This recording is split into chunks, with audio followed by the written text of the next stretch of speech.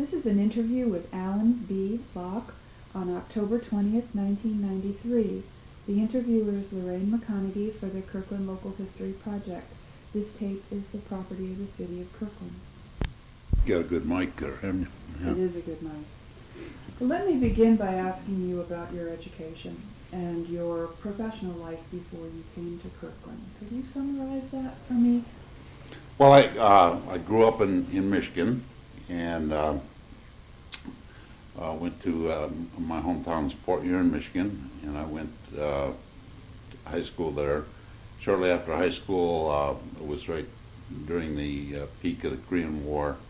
I went to college for 1 year at Hillsdale College in Michigan, and then went into the service. After the service, when I got out, I floundered, I guess, like a lot of people that just got out and decided to work for a while and go to school part-time. So I went to our community college, which at that time was called junior college. And I worked, and I was going to go into engineering, and I worked for the engineering department in the city of Fort Ewing. And I met the city manager, who sort of encouraged me to go into city management. And as time went on, I got a degree out of the community college, and then I went to Michigan State University, where I actually majored in public administration with a sub-major in city management. What was the course of study? Well, we took a lot of business courses, but at the same time we were over, we got into the field of planning, urban planning at that time. We got into police administration. We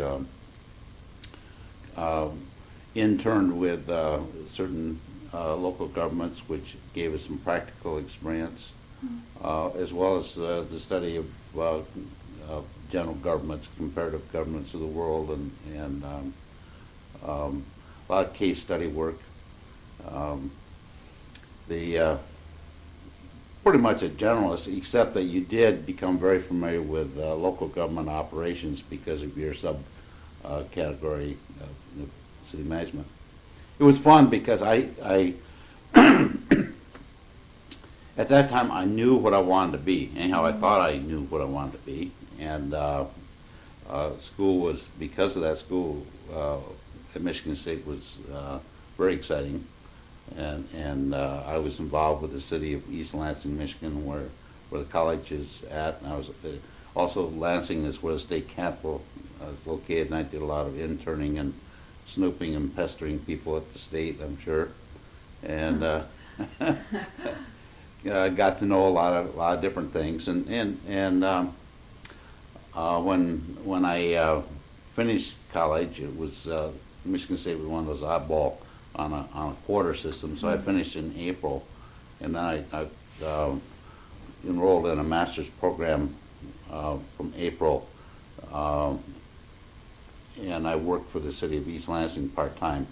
Then I also took a summer course toward a master's, and then at that time I picked up a job in Edina, Minnesota, which was a very, very exciting period for me. I had an outstanding man by the name of Warren Hyde, who was a highly respected city manager, was my mentor, and life seemed to just gel very well with me. I was with Edina for 2 years and went to a town in northern Minnesota, Bemidji, Minnesota, which had a state college and a convention city, a town of hunting and fishing, and a trade center, large trade center. Tremendous. It was just a great community for me.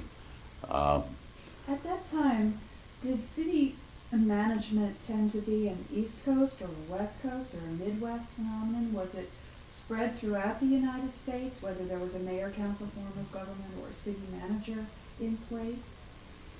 Well, it was It was pretty well throughout the United States. This is back in 1961 when I went to Bemidji. But for example, the state of Michigan was very strong in the council manager city. Minnesota also, and the state of Illinois was that way. Of course, California has always been a huge council manager state.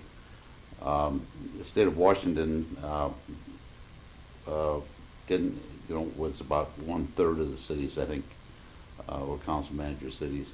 What is the origin of the council manager form of city government? Where does it have its roots historically? Well, historically, it started in the East Coast, and also started. It was a reform movement. Probably the biggest famous one was in Kansas City with the Cookingham era, when Kansas was a city ran by the gangsters for many years. And the reform there became the council manager form of government, and a man by the name of Cookingham was the city manager that went through all the trouble of moving the crooks out and living through it to bring that city into a lot of the fame that it's had. But it also has been a very predominant. It was a reform in trying to it actually started in 1917, and that was in 1917 there was a little bit of economic depression occurred back in that time, and there was trying to make efficiency in government and a little sense out of government. So it's sort of a progressive era reform to bring efficiency and to eliminate graft. Well, there was corruption. Corruption was more in the larger cities. I don't think there's ever been a lot of corruption in smaller cities. But there was a feeling of trying to bring in a professional manager. And a lot the early stages, most of the professional managers were trained in engineering. And then the field of public administration sort of grew out of that with the more emphasis in finance and social work and various other aspects of local government. Is it civil engineering that you yourself were interested in? That's why I originally started in is civil that engineering. right? So there really is a very clear trail there from civil engineering to public administration. And a lot, probably two of my strong suits would be in the knowledge in the field of public works and finance would be two of the areas that I feel most comfortable in, or felt that was the most helpful in surviving cities. This is maybe too late to ask this question, but why city management rather than politics? Those are really two ways to skin the same cat. I never ever thought of going into politics. And of course, politics, I think at the time that I went into the field, I was probably 20. Well, let's see, I'd been about 22 when I got out of the service, I think. I never gave any thoughts to politics. First of all, normally to go into politics, it requires a fair amount of money, and I didn't have money. And the political aspect of government never did pay very well, and it wasn't very secure. And I sort of enjoyed paychecks. Okay, so I was sort of dissuaded you from talking about Bemidji. Mm-hmm. Now you're growing in your profession. What were the challenges at Bemidji that were especially fun to solve?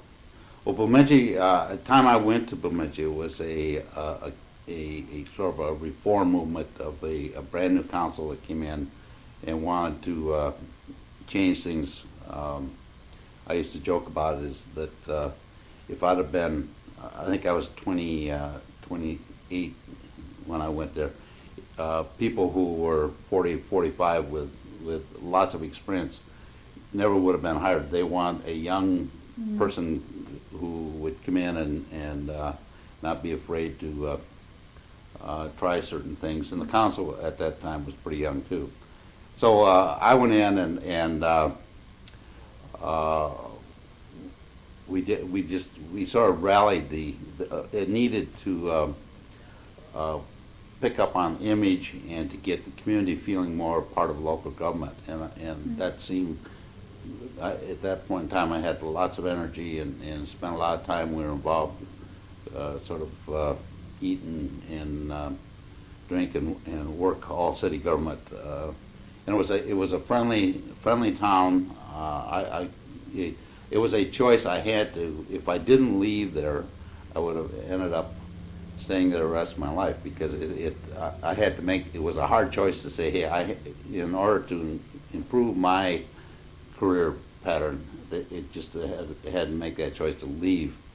It's a town you could fall in love with and just have, they expected you to take every Thursday afternoon off and either go curling or go in the wintertime or go golfing in the summer and be involved with the total community. But you were ambitious? Is that the way well, I should read what you're saying? I guess I think I was ambitious to go there, but I think at that time you were judged in your career by moving up. I think today people value stability and staying in places, but back in those days a successful manager had to move from one area to another, or from one state to another. Obviously, I only followed that philosophy for a short period of time. The ones I came to Kirkland, I thought Bemidji was my true love, but when I came to Kirkland, I found that Kirkland was the one I really belonged in, and had just a tremendous career here. Well, how did you, in Bemidji, decide and launch this job search? Did you look at other cities in Kirkland? Did you respond to an advertisement that you saw that Kirkland people had placed? How did this happen? Yeah, the Kirkland had advertised nationwide, and I was looking at I had reached that point where I knew that I needed to take a look at going some other place, and I had a job interview taking place out in Kirkland, and one also back in Michigan. And matter of fact, I was offered the job when I was back in Michigan, going for a second interview. Kirkland called my mother. My hometown was Port Huron, and I was in Port Huron. And they called there because I told Kirkland that I was going to be on vacation. So I never went down for the second interview. What city in Michigan was the other contender? Plymouth, Michigan. It's a suburb of Detroit. Yeah, which Kirkland, Plymouth never had, in my opinion, the choice coming to Kirkland was much better, because Kirkland was able to do more things than Plymouth has ever been able to do. How did you see Kirkland when you came here on these interviews? What did it seem like to you? Well, I stayed. I came out of an interview, and I guess I was told I was the only one to stay in the old hotel in downtown Kirkland. It was above the Coleman drugstore. The building's not there anymore, but I wanted to be in the town so I could get a little feel of the character. Well, the downtown at that time had a lot of characters. As a matter of fact, the Coleman building, Roy Coleman was a real character, and his wife Alice, both of which were very vocal on city issues, and so I was able to walk around in the downtown. You have to remember, I came out. My interview was in April, and in April, the snow and the miserable spring of Bemidji was still pretty tough. In April in Kirkland, it was beautiful. So naturally, it's sort of like waking up and seeing spring. So I was very impressed with the Kirkland area. Kirkland at that time was not a real impressive town.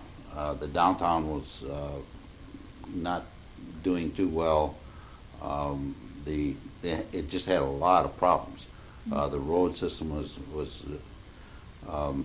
deplorable. After the city council was a new council. Matter of fact, this was a new form of government. I was the first city manager in Kirkland. I spent a lot of time researching Kirkland after the interview because I felt that I knew I could perform for the city council that we had, but I wasn't sure if the problems weren't deeper than they were willing to share with me. So I had done a lot of research, and I didn't hear after the interview in Kirkland. I didn't hear anything from them. It was almost I think it was latter part of May before they actually got back, and some of the council members came out to Bemidji to see how I had survived out there.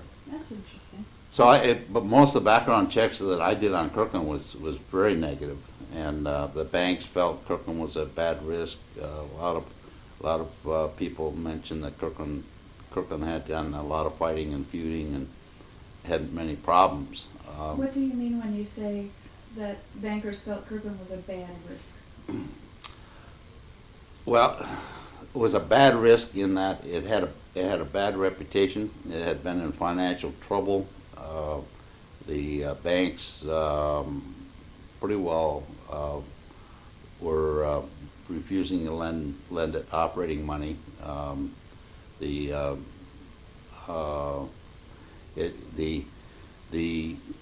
That reputation by Bagley had been mayor for I think at least 4 years and maybe 8 years. He did an awful lot to bring the town back into a fiscally sound position, but it took, in order to do that, the Kirkland had not been able to do much of anything other than try to save money. Do you know from hearsay what the unsound practices were that the banks were concerned about? Well, later it's like anything else. Once you establish a reputation, it carries with you for a long time. Actually, Bagley had brought the city back to a pretty good financial position and actually had built up some reserves. But the banks always remember, if you were ever in a private credit rating, if you've ever had one problem, they remind you of that the rest of your life. Mm-hmm. Were these problems with bonds or problems with accounting practices? Or? Well, it was mostly with, they were operating on what they called warrants. They didn't have any money, so they issued warrants through the bank, and they were in interest-bearing warrants, and they overextended themselves in building a city hall and a major street project, apparently, and just did not have enough money to meet the demand, so they had to borrow money. And back in those days, the borrowing was done through with almost like issuing IOUs with an interest-bearing setup, and that's not highly thought of. Mm-hmm. But they were not the only city that was in that position. Mm-hmm. So there were fiscal, in terms of strengths and weaknesses, in terms of weaknesses, there was fiscal problems. You said fighting and feuding. There was a lot of political feuding. They had a problem with they got into a real difficult situation with a chief of police who the city, I guess it was the chief and some other police officers had been involved in some stealing, and then the city, because of maybe not following or having the a professional on board with them. When they discharged the chief of police, they didn't do it properly, and they were sued. And matter of fact, they ended up. There was a period of time they had to reinstate that chief, so they had two chiefs of police, and the newspapers were eating up the bad news. They love to print that, and probably deservingly so. But those were days that poor old Kirkland was struggling for its own identity.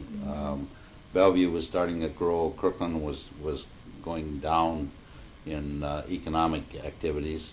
How did Kirkland look downtown when you stayed at this hotel over the Coleman drugstore? What did the place look like? Well, I looked out at the. They've changed the names of the bank so much, but it was National Bank of Commerce, I think it was called at that time. And then Lee Johnson Chevrolet had a beat up facility that they had just left and had gone into a or were in the process of leaving. I can't remember which, but the buildings, that whole corner, that's now where Seafirst Bank is, on the corner of Lake Washington Boulevard and Main, or Lake Washington Boulevard and Kirkland Avenue. They had the Ben Franklin 5 and Dine. Many of the buildings that were there at that time have been torn down now, and it's all new. There's no way you could ever visualize what it looked like. The Marina Park down there was just an all big old gravel area. The dock was left over from the ferry dock, and it was all really in bad shape. Quite a few vacancies in the especially in the up. A lot back in at that time. A lot of the stores had second story, and they had law offices and different things. So a lot of vacancy in that part of it. What about the streets and sidewalks and how they look? The only paved street, well done street in Kirkland was State Street, and that was one of them that got the city a little bit in financial trouble. The rest of them, yeah.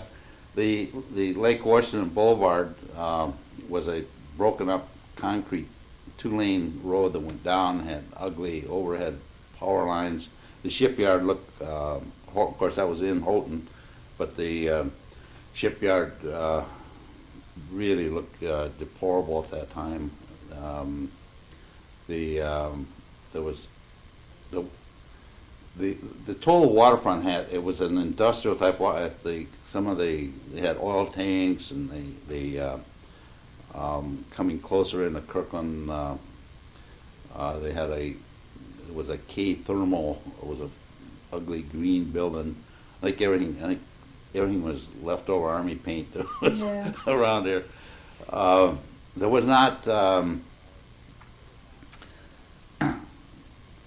Market Street going out to the north, and then of course the Juanita Bridge was a very narrow bridge, and it had lots of accidents on that. It really was not the one thing that Kirkland had was if you had good eyes, you could just immediately look at this area and say that, hey, with a lake, that you can turn this, help be involved in turning the city around into a real charm. Now, unfortunately, in 1965, 1965, early part of all of the 60s, that was a value system where if it wasn't new, it wasn't any good. And fortunately, that the values have changed with people, and getting into the 70s. The old and the new, which Kirkland still is blessed with that, became appreciated rather than frowned upon. I remember 2-bedroom houses throughout Kirkland. They were throwaways. You couldn't hardly sell them. Maybe $5,000. People just didn't want them. They wanted the new houses in Bellevue and various other areas. The Overlake area, which had a lot of government after the boom of new subdivisions went in, they were all Split levels and ramblers were the end thing. Kirkland, because of it, the way it terraced coming up with the view of the lake, I think saved this community. If it wasn't for the lake, I think we would have been in real problems here. Well, you're still making your decision about whether to come to Kirkland or not, and you've listed a list of problems that's a laundry list. You've mentioned the lake as one asset. What else persuaded you to come here? Well, I think the determination of the city council that they wanted change, they wanted to deal with policy and let the manager manage. And you got to remember, Bemidji had its share of problems too. Now, I've been fortunate. Every city I've been in has always been on lakes. So I get quite a bit of waterfront development in Bemidji. Port Huron, Michigan is on Lake Huron, and on Lake there was a lot of things there. Edina had a lot of small lakes. They were not navigable lakes like over here. But so the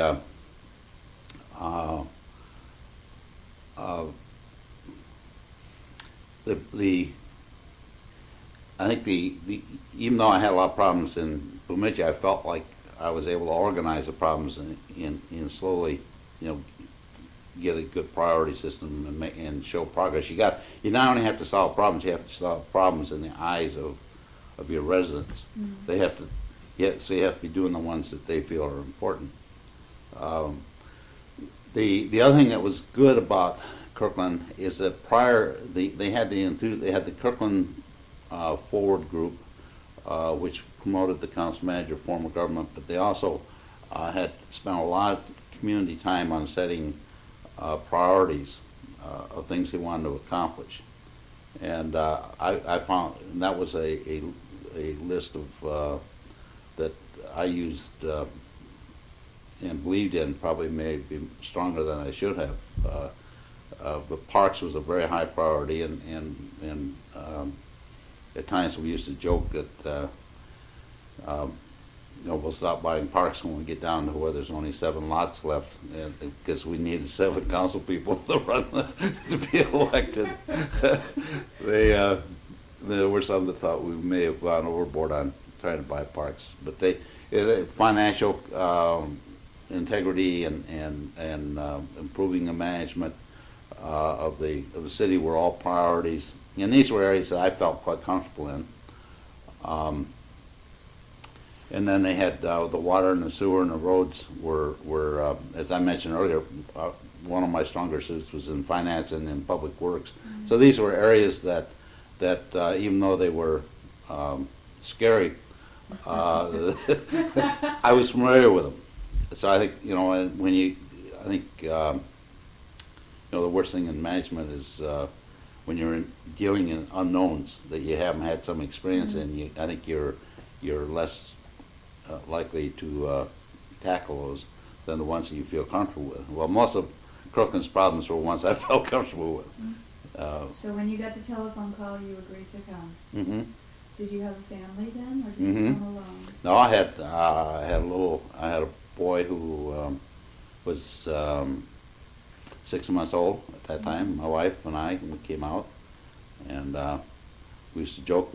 Our first apartment here in Kirkland was right on the border of Houghton and Kirkland, and they used to warn me not to stand in the window because I could get shot from the from the Houghton people. Well, it's interesting to me that you didn't mention, when you cited this long list of problems, Houghton's incorporation as a town. Did it seem to you inevitable that they would decide to re-corporate with the city of Kirkland? Or did it just not seem like a problem to you that Houghton was a separate entity? Well, it was, the priority list that I mentioned, the community list, did not have Houghton on that list. The thing that Kirkland needed to do was to, and one of the important things on the list was image. The thing that Kirkland had to do before it did much of anything else was to get its own act in order and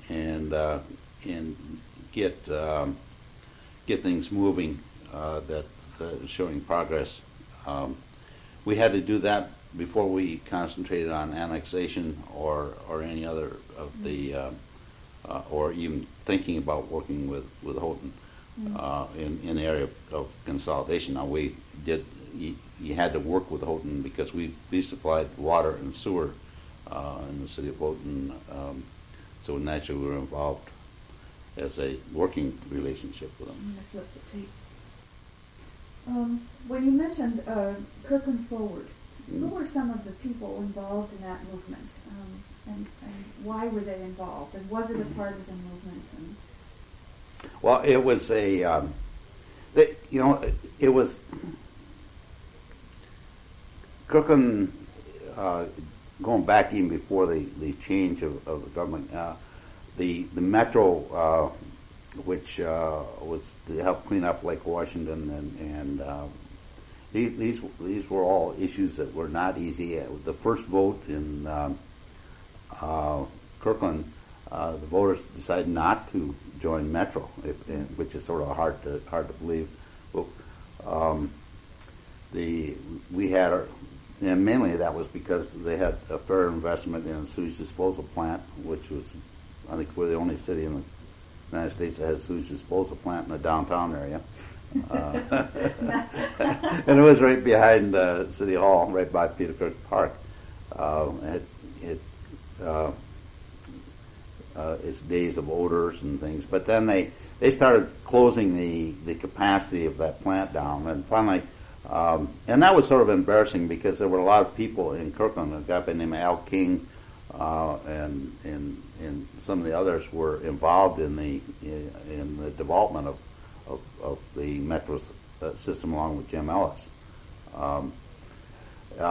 So that was embarrassing. I think when they chose not to do that, we had a lot of water problem. We were all on wells in town, and eventually, and that had a lot of iron bacteria in it, which meant you got brown water at your homes, and so the town had to finally join the regional water system of Seattle, and nobody really wanted to do these because Kirkland had a lot of pride in being an independent community, and those were important things to a lot of people.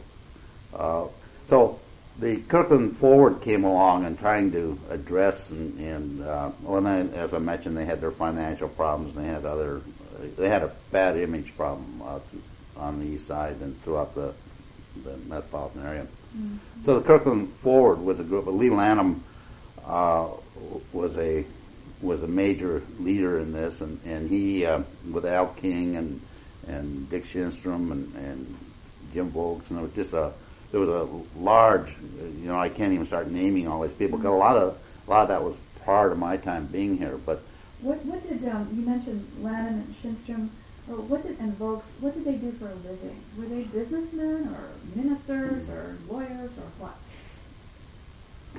Well, matter of fact, Maury Powell was involved with that, and he had just a big article here in the paper yesterday. Yes. Well, they were all business people. Mm-hmm.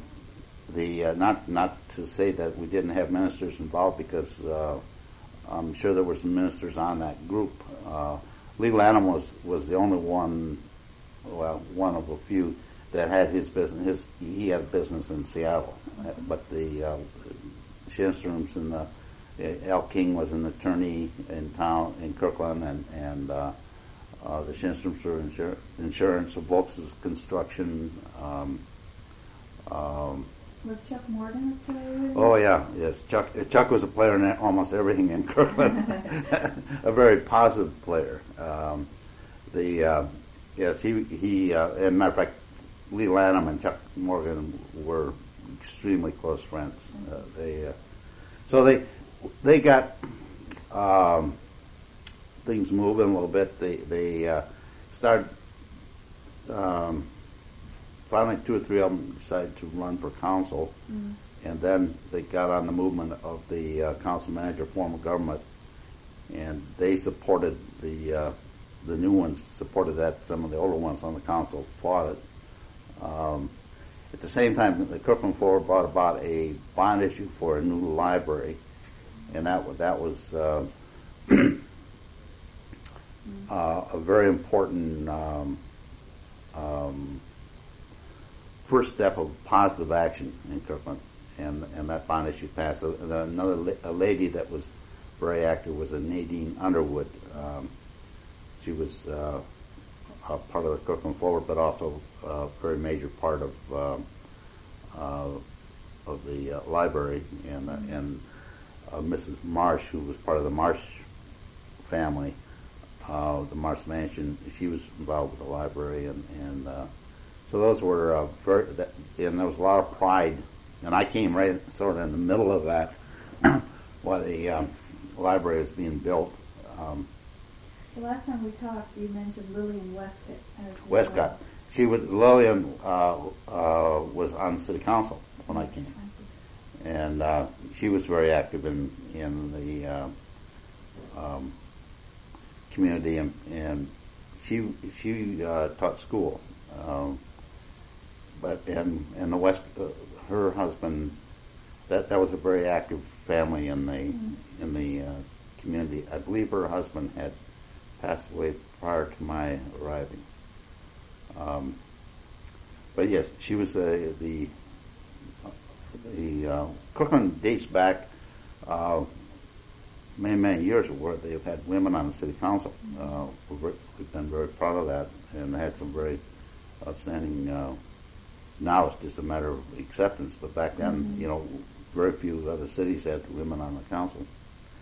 Was this a bipartisan effort, Kirkland Forward? Yes, yeah, nothing to do with any particular political party or when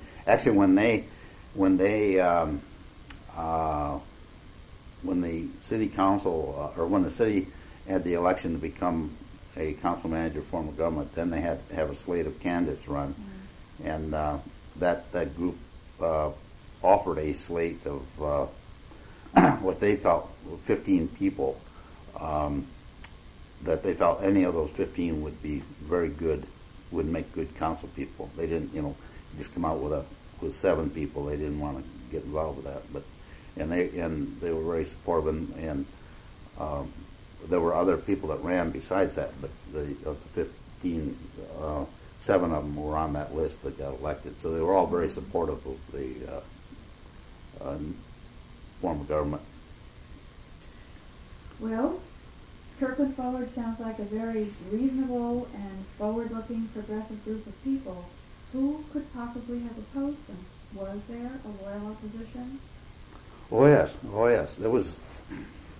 Well, first of all, you have to remember, and anytime there's I think the Buy Bagley era of the history in Kirkland, those were people who met very well.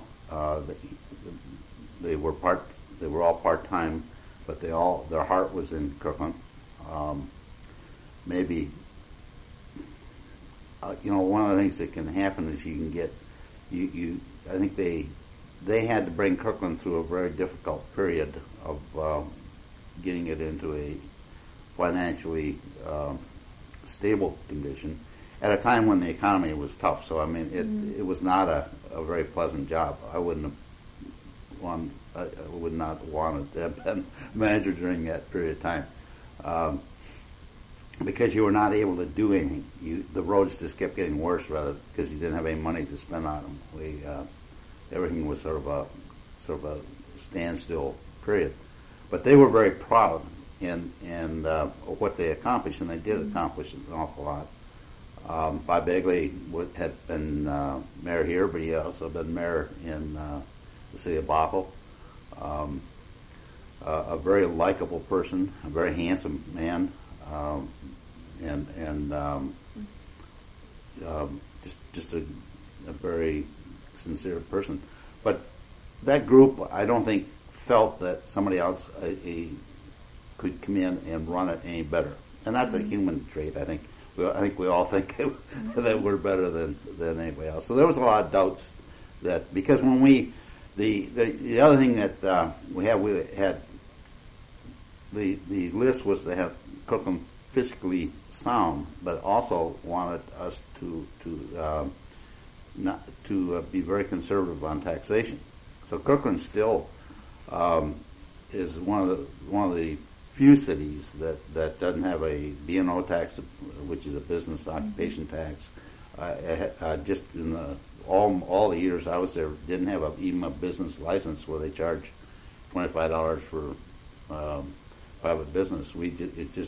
They felt it always sort of was a joke that if you that I could always say amongst friends is that, well, we wouldn't want to put a B&O tax on like Bellevue did because we won't grow. Well, of course, the joke was that Bellevue was growing like a house fire. And our people would always, that's right, we would never grow. So, but anyhow, we did what was we did everything within our own means. We did, but which required doing a lot of innovating to get that done, and probably was what made cooking as enjoyable as time as I had. I think sometimes the challenge goes out when you have too much money. I've never had the opportunity to find out if that's true. Well, when you moved into the job, did you find you had some educating to do about what a city manager was? Did people have expectations of you that you couldn't meet or shouldn't meet? Well, I think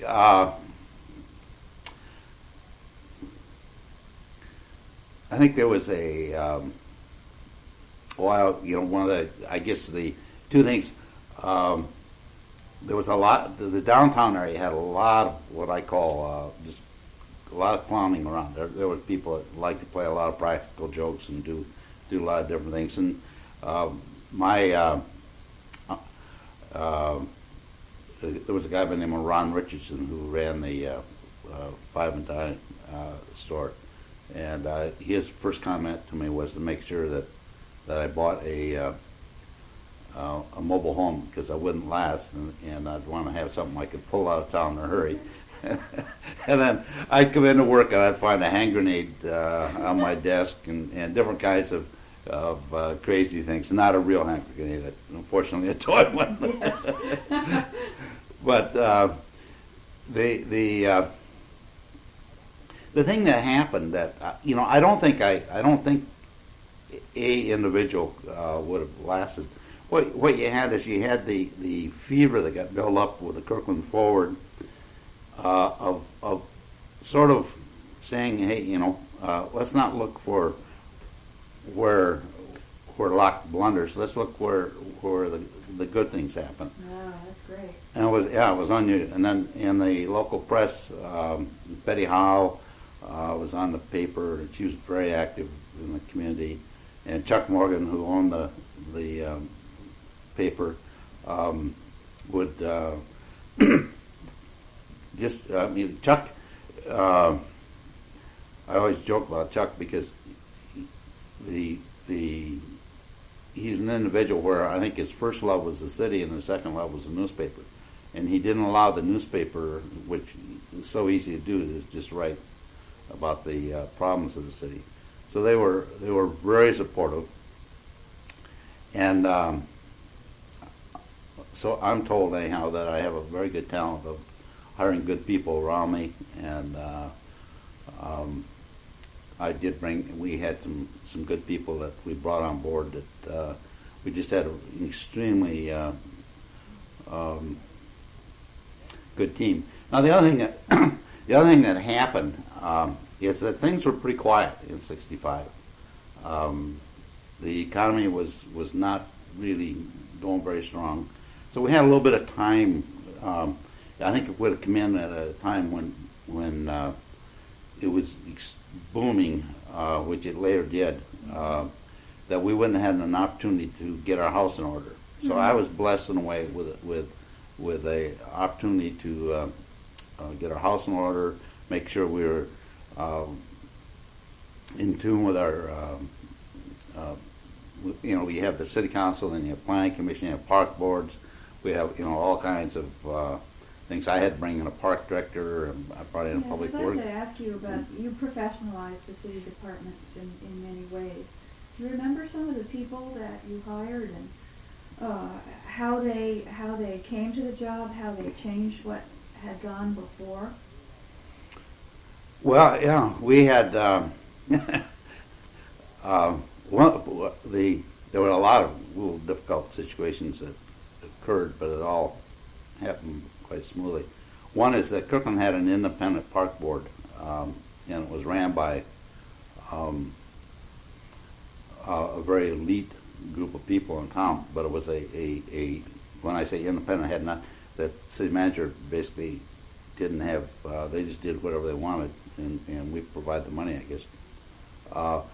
I being naive, and also following the direction of the council, that they felt that we ought to, if we're going to run things, we've got to have control of it and do it. I proposed doing away with the three-member park board and coming into a 7-member board. And this is very touchy because the Lee Johnson Chevrolet, Lee Sr., was the chairman of that board, and there was the mayor, Byron Bagley, was very, very close to Lee Johnson. And a Schuler, there used to be a Schuler's shoe store right in downtown that Dick Schuler was on that board, and then there was a guy by the name of Rod Anderson, who was a banker, who was a younger person on that board. And one night, I'm not a good bridge player. I am a lucky person, so I do get good cards, which can offset good bridge. So one night we had Lee Johnson was a avid bridge player, and apparently the park board ran the park through bridge games. But yeah, I went to. I had announced, and I had to get to know them, and the only way I got to know them was to play a game of bridge, and it was probably one of the most nervous nights of my life. But I had good cards, and I ended up being partner with Lee Johnson, who made me more nervous because he was a avid player. But anyhow, that was sort of a testing as who was going to win on this park thing, and fortunately, they had hired a park director who, just before I got here, and that park director had just packed up and left one night. I don't know what happened there. And we came down to the point where, okay, we had to hire a new park director, and who was going to hire that director. And so all sort of, that was probably the rockiest part I had, because I think I probably, if things would have not gone well, I could have gotten fired over that. But anyhow, things went my way, and you were able to select the park director. Select the park director, and we created an advisory park board of 7 members. And that park board has been a pretty historic board because it's done an awful lot since we've been here. And I hired a person by the name of Bill Hudson-Pillar as my park director. Bill stayed with us. Bill was involved with the original downtown Marina Park reconstruction. And then Bill went on. He was a very talented guy. He went on to be park director in Yakima, and then he was deputy director over here in King County for a while, and done very well, very successful. How about Public Works? Were you happy with the staff there? Did you make any changes? Well, Public Works, Kirkland had a wonderful man by the name of Nobby Clark, and Nobby had been in the business a long time. But was nearing retirement, and Nobby and I didn't necessarily see eye to eye. I loved his humor, but at times that didn't get jobs done. So Nobby, I encouraged him to take another job, and he took a job over in Redmond, and I brought in Art Knudsen as public works director. And Art was a very major player. It was unbelievable, the things that we did. He was probably the most innovative. Art was the most innovative public works person in the area of getting things done with small amount of money. And that's what we had to have. The council was constantly, when you think about all the years that I was city manager, because of watching the money, I never even had an assistant. Like today, you have, it's just a common thing to have a whole bunch of assistants and things. So our goal was to get as much done as we could with a small amount of money. So then I was very fortunate in that I had a couple young people that had just been hired. Matter of fact, I give Nobby Clark credit for this. We had a person by the name of Jerry Link, who was just starting. As a matter of fact, he was in the building inspection end of it. And Jerry was a person with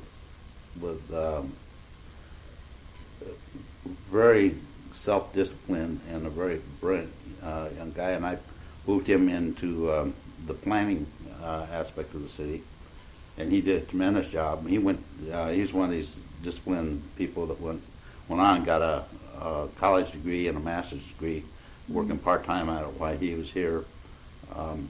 And Jerry was involved with a lot of the innovative planning things that we did early on that led to our waterfront trails and our community plan that we developed. That's when we came in with a major downzoning of land, which is not easy to do. In the downzoning mainly in the area of multiple family. And he was out there leading all that, very talented. Tom Anderson was hired as a water and sewer accountant at that time, and I worked with Tom and brought him into. He's today probably considered one of the best finance directors in the state, and is still with the city. He's the oldest, he's the longest employee since I've been there. And then Dave Brink followed Bill Hudson Pillar. We just had great people, and then Joe Tovar followed Jerry Link. And again, in each one of those cases, when I appointed Joe, there were a lot of people felt that I should have gone and appointed someone else. Joe was a tremendous administrator as well as a planner. But I really needed an administrator stronger than I needed a planner. But Joe went on and again, a very brilliant guy, developed on the job, tremendous loyalty. Then I hired Lynn Stokesbury, who I think is picked on. He followed that. Dave Brink unfortunately died, and extremely well thought of, and very hard for me to make an appointment because people were always judging. But Lynn has just come in and done a tremendous job here. Going way back to the 60s, what would you say the effect of the Evergreen Point Bridge was on Kirkland? Well, major effect, major. That happened in '63, I believe it was. And I came in '65. the opening of that bridge did two things. One, it just brought Bellevue into its own, which was already going pretty well anyhow. But it also allowed Kirkland to start evolving into what it was going to be. Now, fortunately, it went slow, and there was some good reasons for that. Bellevue had a lot of raw land, and of course Kemper Freeman Senior as well as Junior. The square there was a very that was the in place to be. The Crabapple Restaurant was the meeting place of all kinds of political things that went on, as well as the place to be seen. People who like to be seen in places where they should be seen. Yes. But it and with all the raw land, so we sort of had the struggle coming along, but our struggle. By the time we started getting development, at that time developers, and I have to give a lot of credit to them, were building in amenities in the structures that they built. So we got, if we'd have had our development in the 60s, we'd have been much more sterile than it is today. So we got, people wouldn't have agreed at that time that it was good that we were coming slower than we wanted to, but it ended up being very healthy. But that northern bridge had a very slow effect on Kirkland, you say, in terms of residential development. Well, yeah, it had a slow positive effect, and I guess you have to be awfully careful. If one of the things that was taking place also at that time is that was when Metro and their sewer lines were all going. They had the availability of sanitary sewers was the other area that held back the Kirkland area. The Metro line didn't get up this way until mid 70s. Our sewage disposal plant that I mentioned in the downtown area had the state had put a limitation on the expansion, so that held us up considerably in rapid expansion. But that was good. At the time, it wasn't good. But as you look back on it, we were very fortunate that all these things happened to us, because I think that allowed. Otherwise, if all those things would have been rapid, you probably would have seen almost all of the older neighborhoods just torn down and rebuilt in Kirkland. Matter of fact, Kirkland at one time was talking very heavily of an urban renewal in the downtown area, which, as I think of an urban renewal and I see the cities that have gone through it, you take all the character out of the town, you just tear it down, and then you try to build new in there, and we'd have lost.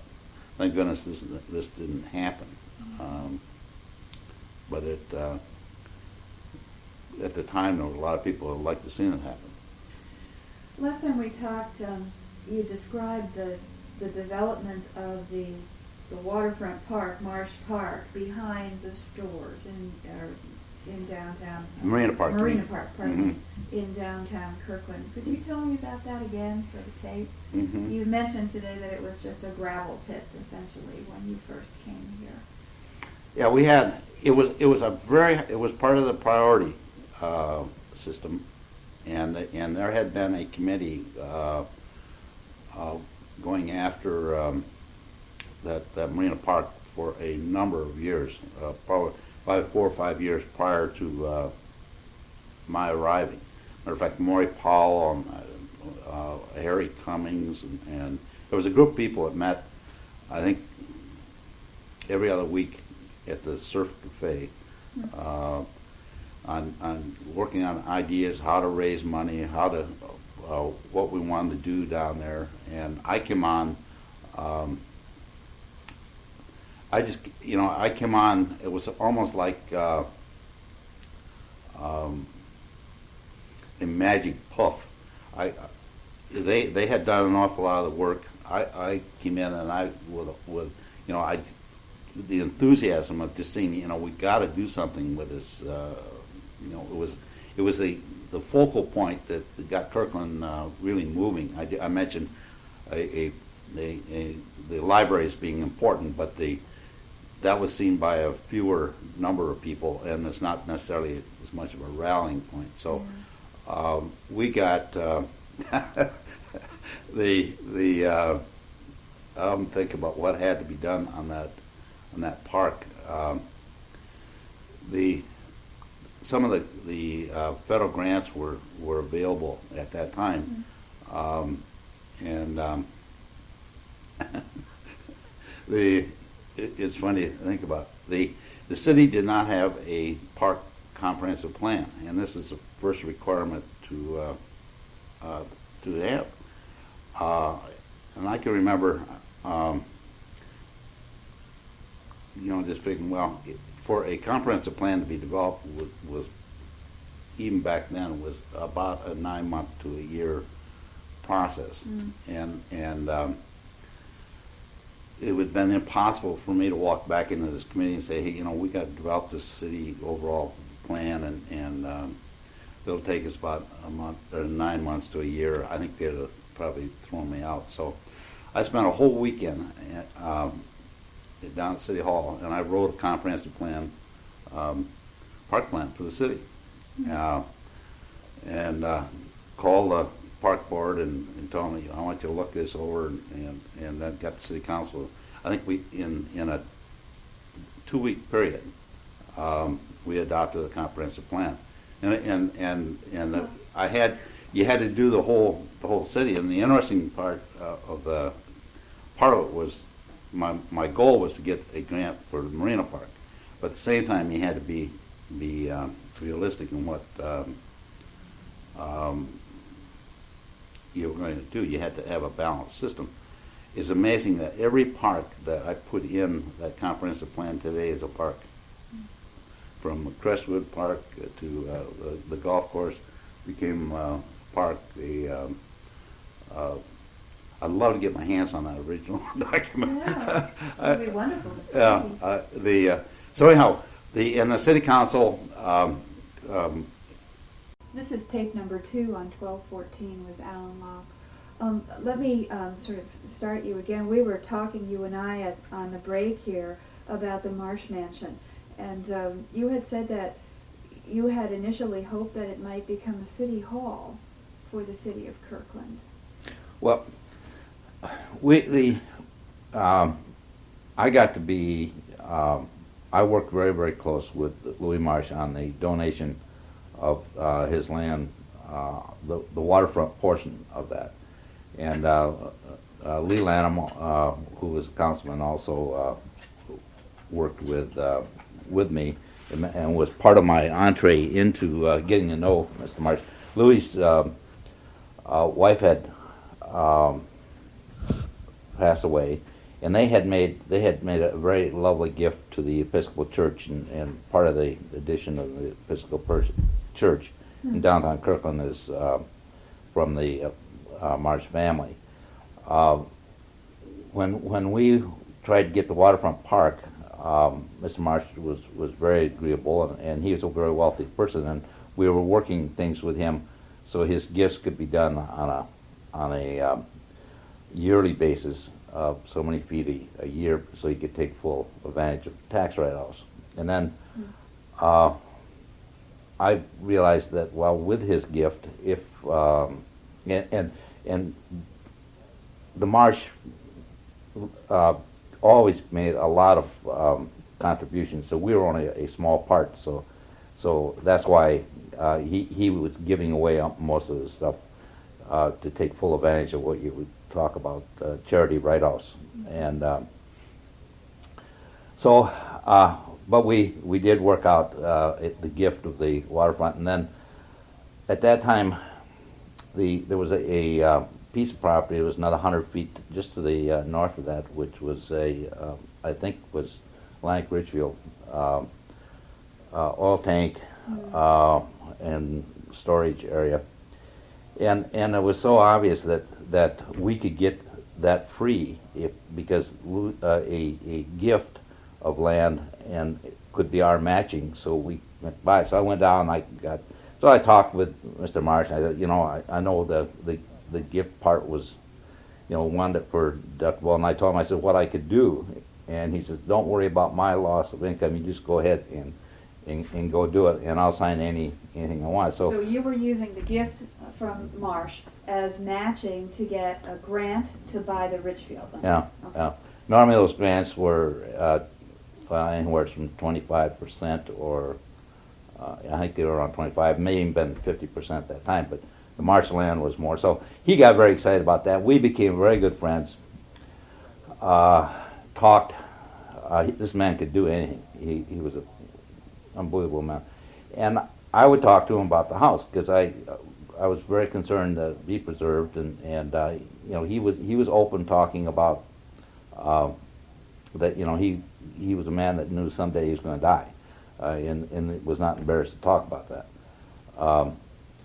I got the idea that I thought that would be a beautiful city hall with some land in behind it. We could have built some additional space as time went on, and it didn't go over very well with the council members that I talked to, or people I talked to, my sounding boards. Did they think it was impractical? Yeah, they thought, and it was. But yet to have the building was so important, and I knew he was going to give the building away, and I always thought he was going to give the building to the Seattle Symphony. And my idea that I was going to do was to go back and which I still wish I would have taken a second step, that if in his gift to whoever he gave that building to, is if they were not going to use it, that it would revert to the city. Mm-hmm. We would have then at least, and if I could have gotten that involved, even right now, where that building may be threatened, I don't think it is going to come down, but it's a nervous period. That before that could have happened, it would have reverted to the city. Mm-hmm. Now, what the city would have done with it, I don't know. But I mean, at the time I was looking at it, the city did not have the money to even think about a museum or something of that nature. Other than you could have some historic portions, you have maybe had displays and stuff. But a museum in itself is a very expensive setup. But the idea of it as a city hall,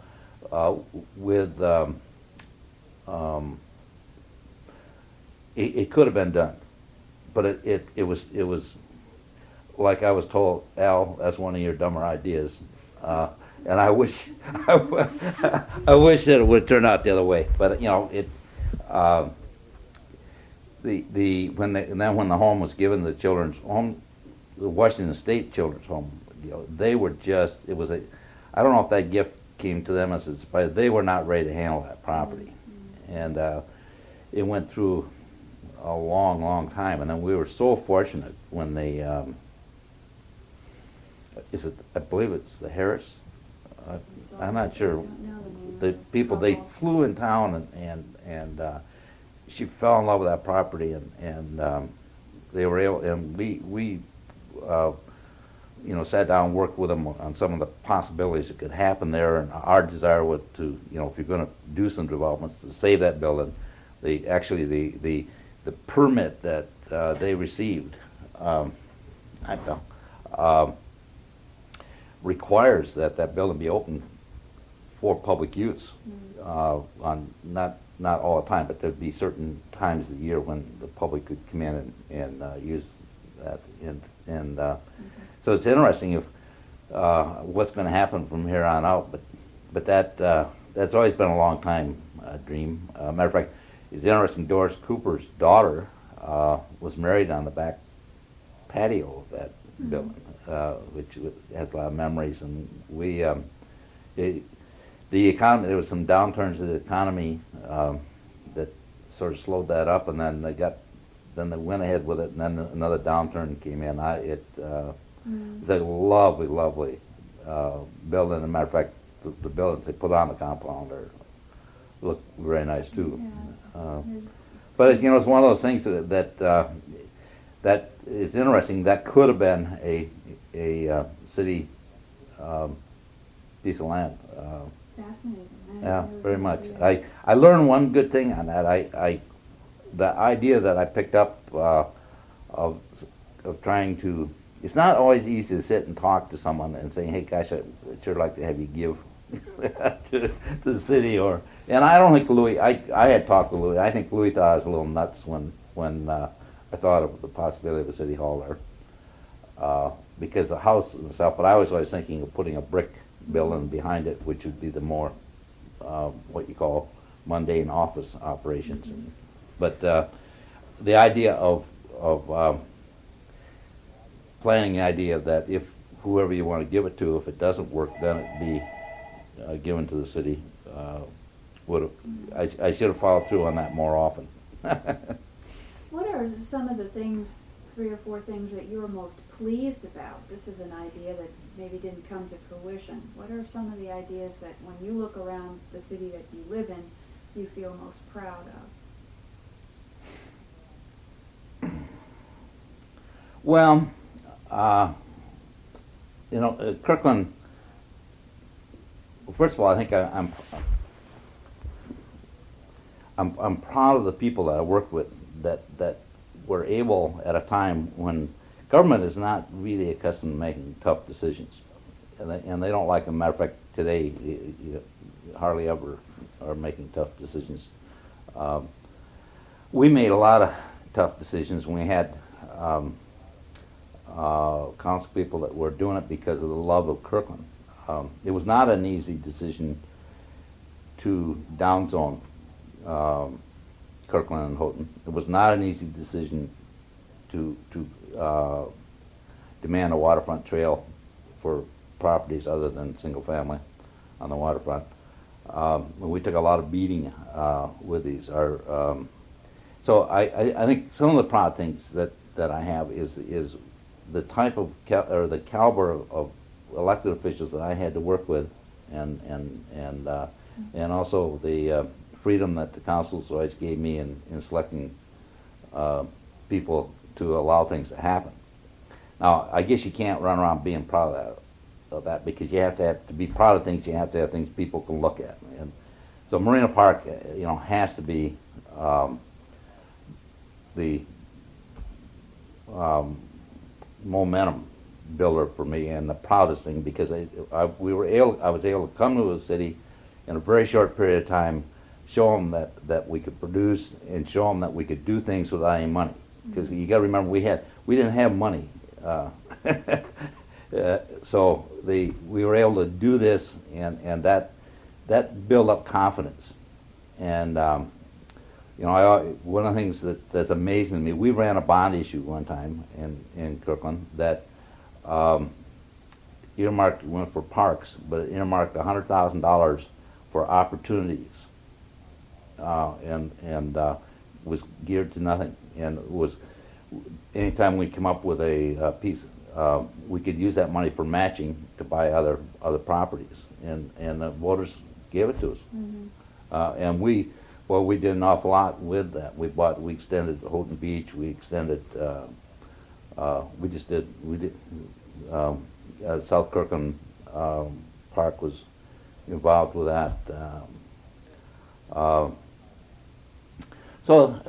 Marina Park has to be right at the top. Another crazy park that probably nobody really even realizes is the what is now called the David Brink Park, but it used to be called South Kirkland Park.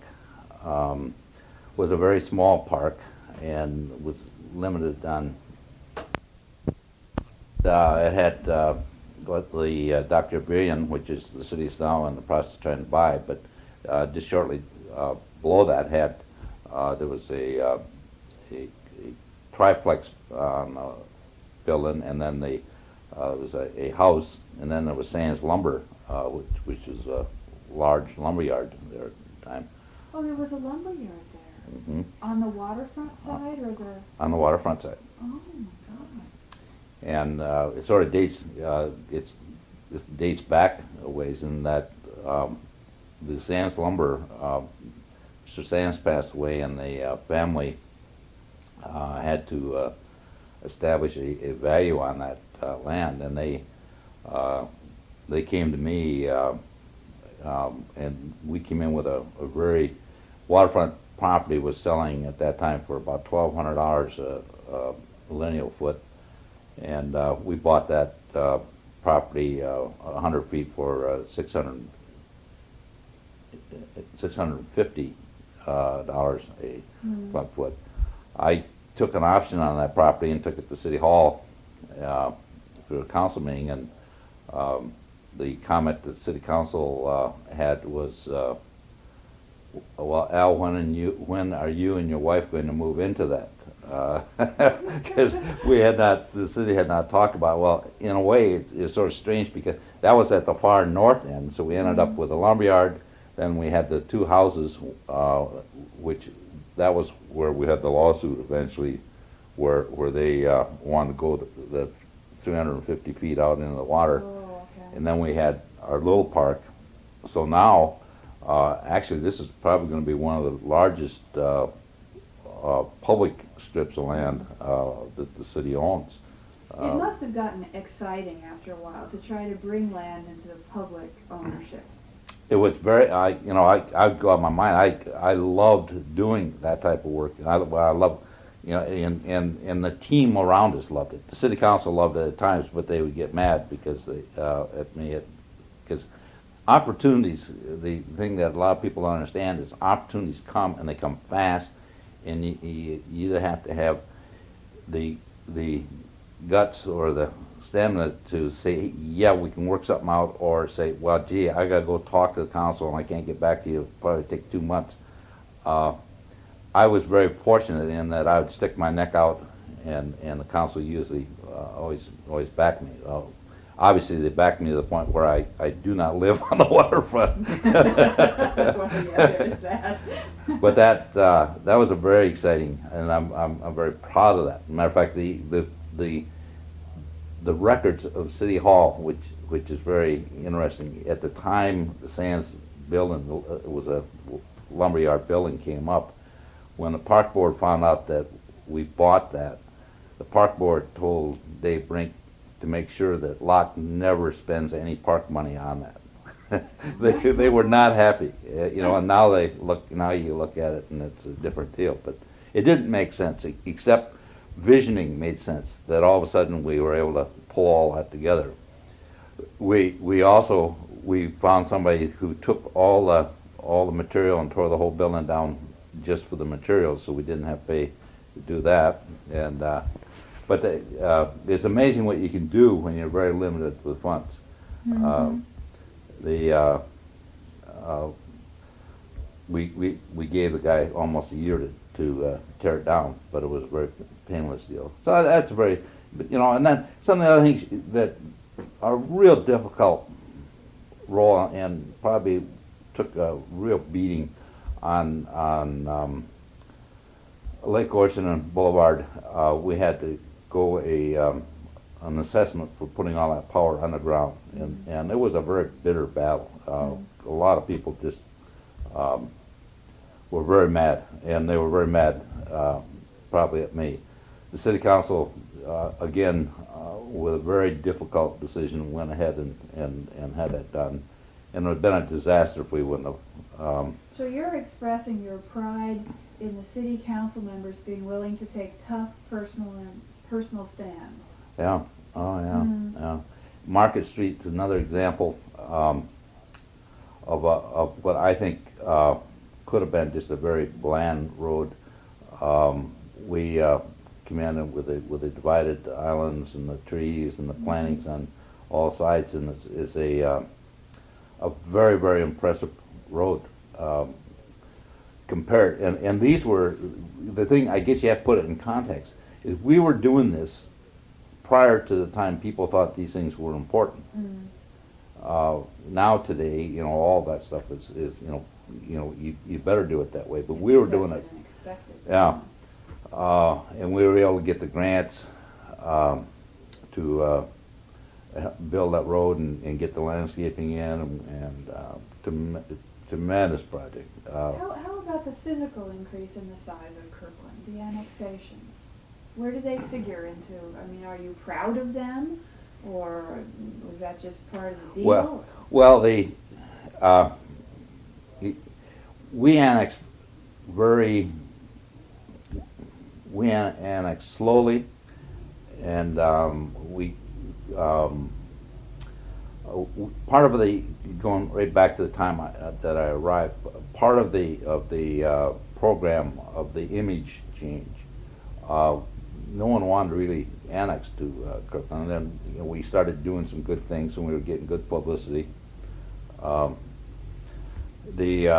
So some of the annexation just started to come, areas that would never, Juanita Heights, which would be the area below 100 Northeast 116th coming in, that tied in, and we what we call, I don't like to use the term, but we call it Lower Rose Hill. It's the Rose Hill this side of 405. We annexed in the city, and we started rounding things out. And we brought all these things in. We were doing pretty well with them. And then the next, so all this was happening pretty fast because prior to, Houghton always used to say, well, Kirkland couldn't even get anybody to annex. Why would they expect another city to come? So we had those that were annexed in, and then then we merged the city of Kirkland and Houghton together. So that was a big undertaking. And we went very slow, actually. A lot of people thought we should be much more aggressive in our annexations. I think one of the, and I think probably openly, the councilman would say that one of my shortcomings I had was that I only would annex things that brought in money, and I always told the council that you can't get things done without money. You can't maintain these parks down the waterfront, and you can't build these parks and do things if you don't have some money. So we brought in Totem Lake Shopping Center, the Fred Meyer's area, all of that was annexed in. We did a little bit annexing up on the Rose Hill area. So basically, after I left the city is when they made the decision to bring in the sweeping residential areas. Now, and they knew, the council, I probably would not have done that way, mainly because I think they, at the time we did that, they took in such huge areas, and they brought in a lot of controversy with it, and had to spend a lot of time on that. I think controversy about well, roads, parks, yeah, parks and roads, and paying attention to those areas. I think, and it was at a time when 124th Avenue was an issue, and just a lot of different issues that the city had, and we went from and that the county would have had they not been annexed. Mm-hmm. That's sort of the other Mm-hmm. half of the thought here. Mm-hmm. Yeah. And we had, it's the right thing to be done, what they did.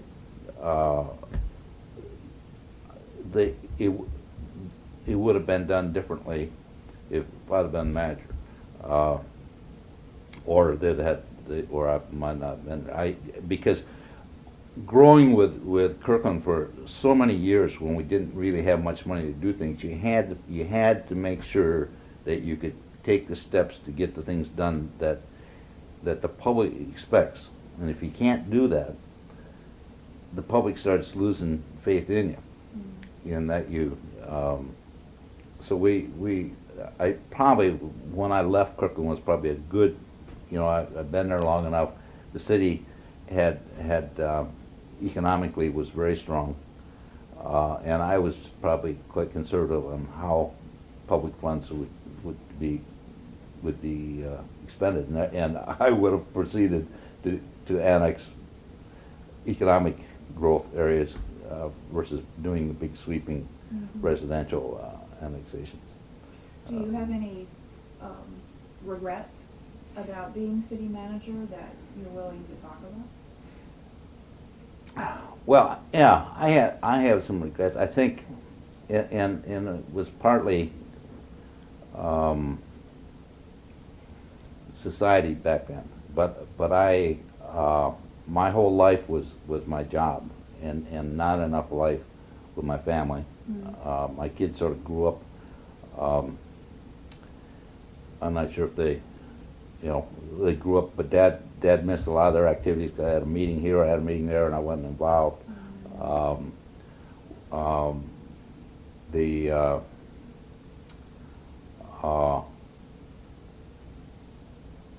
if I had life to do over again, I probably would. I had a ball, and I enjoyed every minute of it, and I love Kirkland with a passion, but I gave. I probably should have had more spiritual life and more family life than I had. Probably. I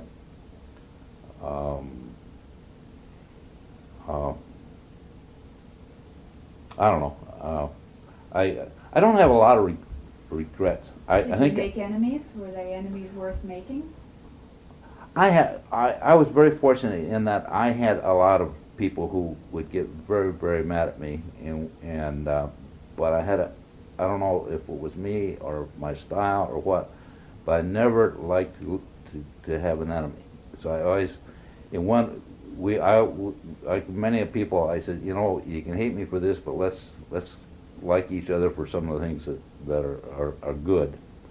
And like, I don't have any enemies. Of all the past council people are all still good friends.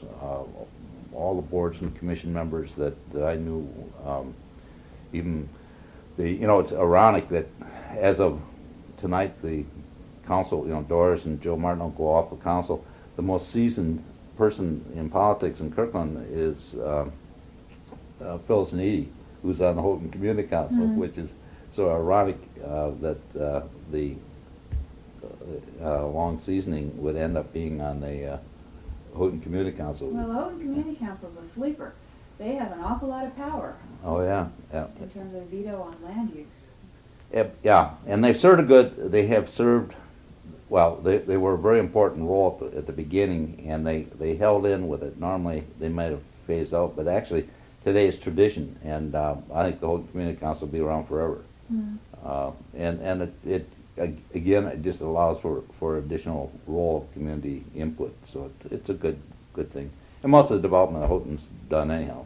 The tough decisions are anyhow. What's your relationship with the press?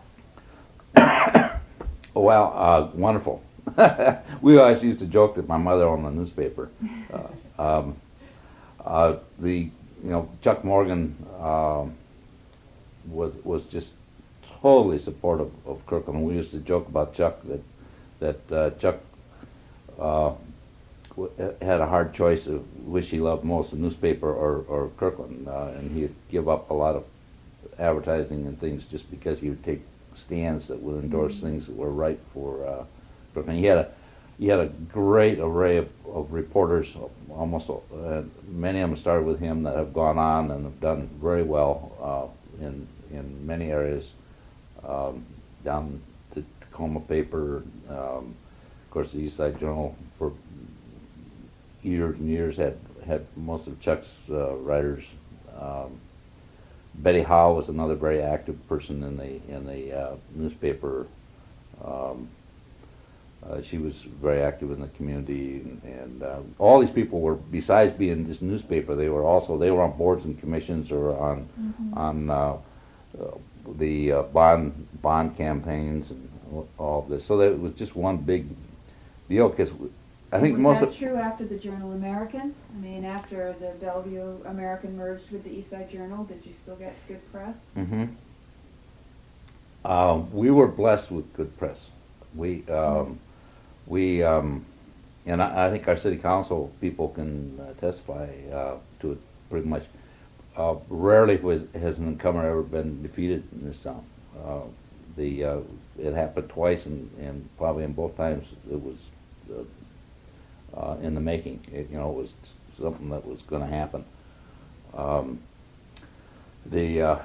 And partly because we were taking some very tough issues, and the Bellevue paper would get on us a little bit because we did have more environmental issues in Kirkland than Bellevue did.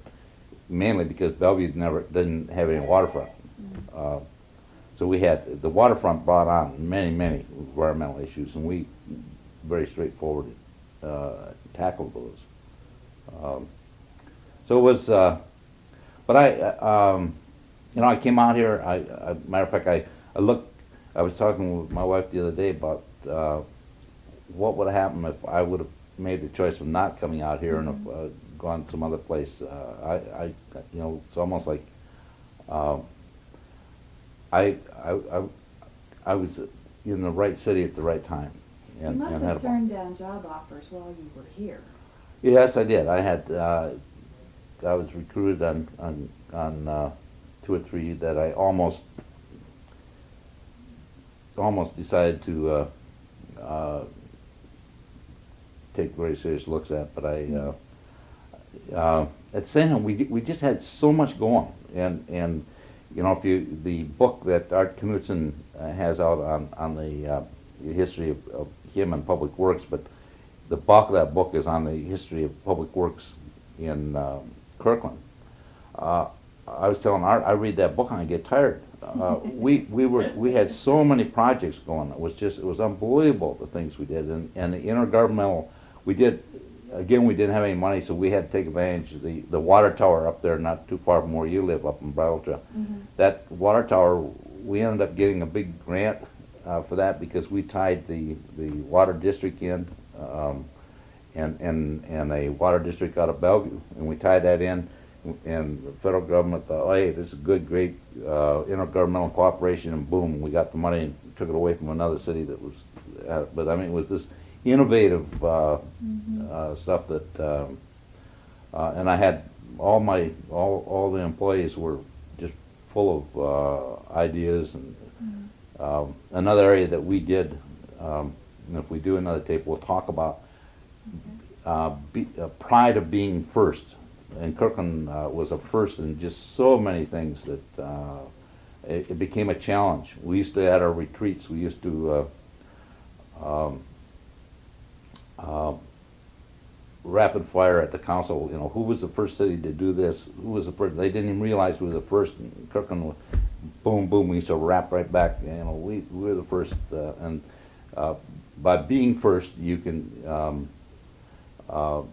in being willing to be wrong once in a while, you can do an awful lot with very little money. So it was a ball. And money is a constant theme, and yet it seems as though Kirkland citizens were also willing to bond themselves. Yeah, well, we did, but we bonded ourselves in a very low amount. Oh, yeah. But I mean, nothing real big. Now I'm relating to my time with council, mainly because everything we were doing was matching money. See, when we bond for $100,000, well, that's $1 million. That's equivalent to $1 million.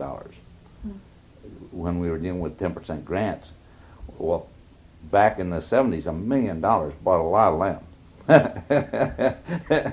So, and then we got gifts.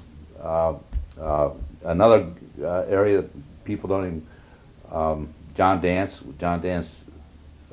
Fred Dance of John Dance Theater, Sterling Theater Company, gave us a donation which helped us expand the Houghton Beach. We had Bob Lightfeld in town gave us.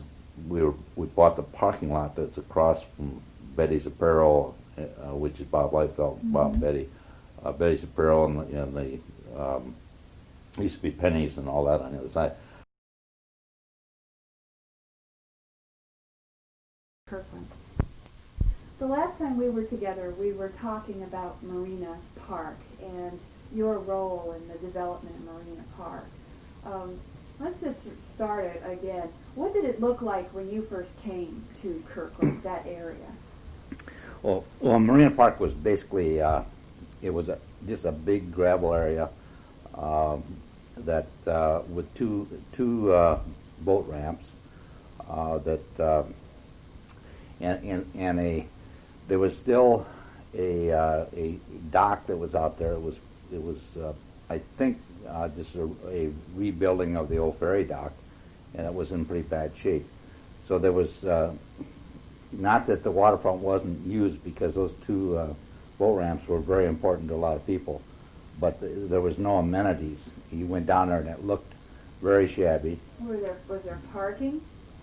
Well, yeah, sort of at random, nothing laid out or anything, and it was always great big mud puddles because it was just a gravel and that would wash in, wash out.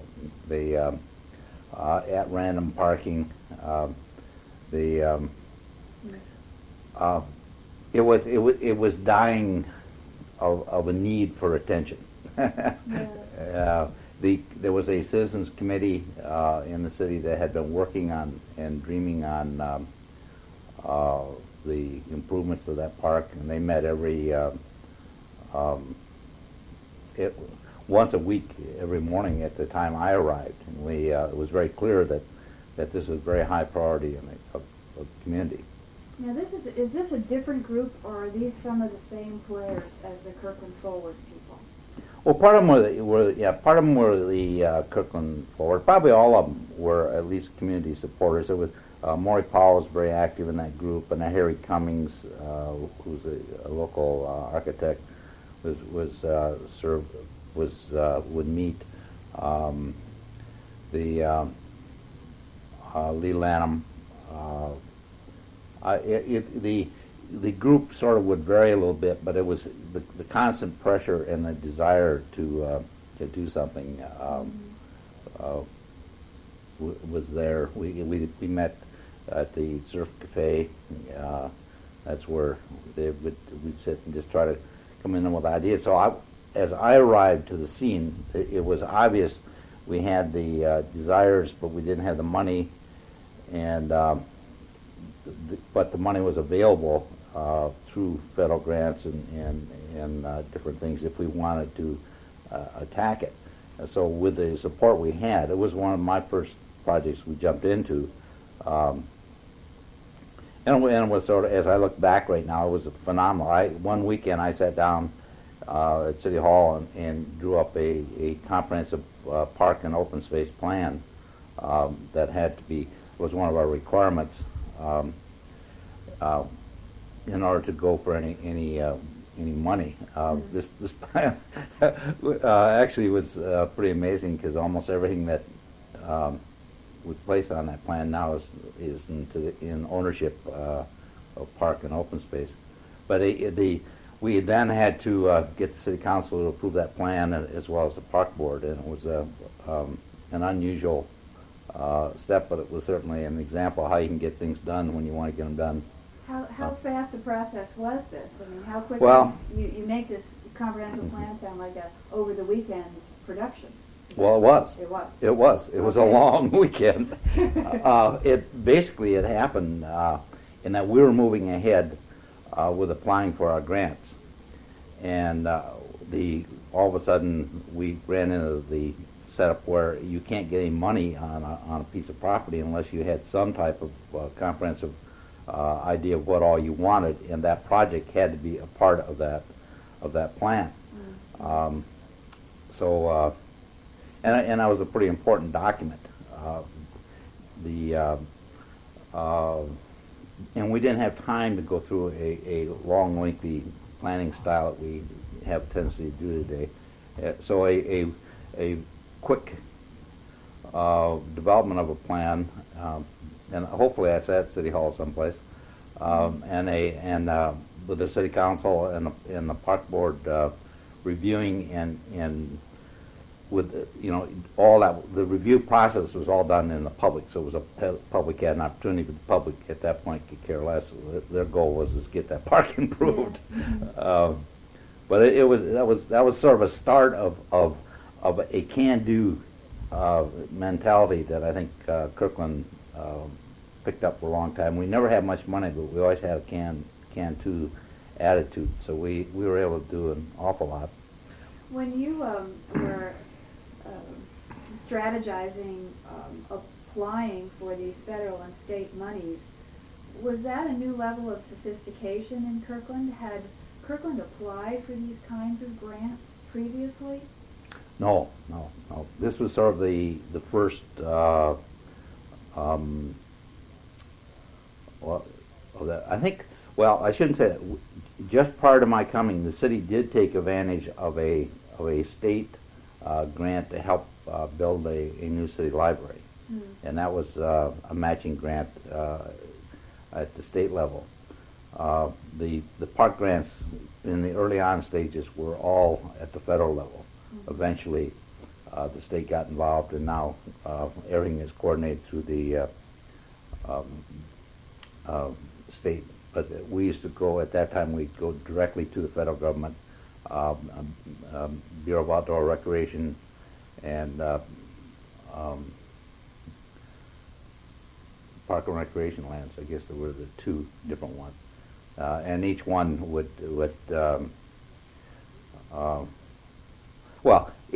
we were starting at a fun time because this is the Lyndon Johnson period. There was money, there was different things happened. Kirkland, almost everything you see in Kirkland is a result of federal grants. We had the highest per capita in park grants in the state of Washington, mainly because we bought all the waterfront, and waterfront was a high priority, and we were just able to take full advantage of that. So it was a fun time. We got grants for roads, we got grants for water and sewer, grants for water tanks. We got it was there was never any qualms that about Kirkland. And we wanted to upgrade, and as I mentioned in the first tape, we have part of our community priorities was image, and naturally parks. The Marina Park probably had the greatest impact on image that Kirkland never had, and from that point on, it just kept expanding. One of the things you also said on that first tape, when I was listening to it again to prepare for today, interested me. You said that in terms of the Evergreen Point Bridge, that Bellevue just took off, or pardon me, in terms of the Mercer Island floating bridge, that Bellevue just took off after that, and that Kirkland's growth was somewhat slower and limited to a great extent by its access to sewage systems, and that slower growth rate actually paid off in Kirkland's favor. And then you went on to other matters. I wonder if you would talk about that a little bit more. Why does a slower growth rate, how does that pay off in terms of Kirkland's nature and character? Okay, I guess what I really meant by that is that the growth, the high pace of growth that occurred in the 60s was and early 70s actually. We started growing in early 70s, but the growth of the 60s was a very, very bland growth. The office buildings, manufacturing. No one believed in landscaping. No one believed in aesthetics and the style of the buildings. And Kirkland just missed that period. So when our growth did start, even though we think we had a lot of restrictions on what we expected in our development, actually private development also at that time was very much involved in amenities because that's how they attracted people to rent them. So if we would have developed in the early parts of the 50s, or excuse me, the latter part of the 50s and all during the 60s, we probably would have a very dull and it would have been functional, but it wouldn't have the charm that Kirkland was able to retain and build in that the 70s and 80s gave us.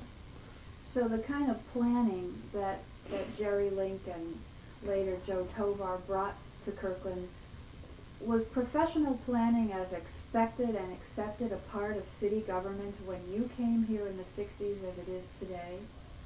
Oh, no.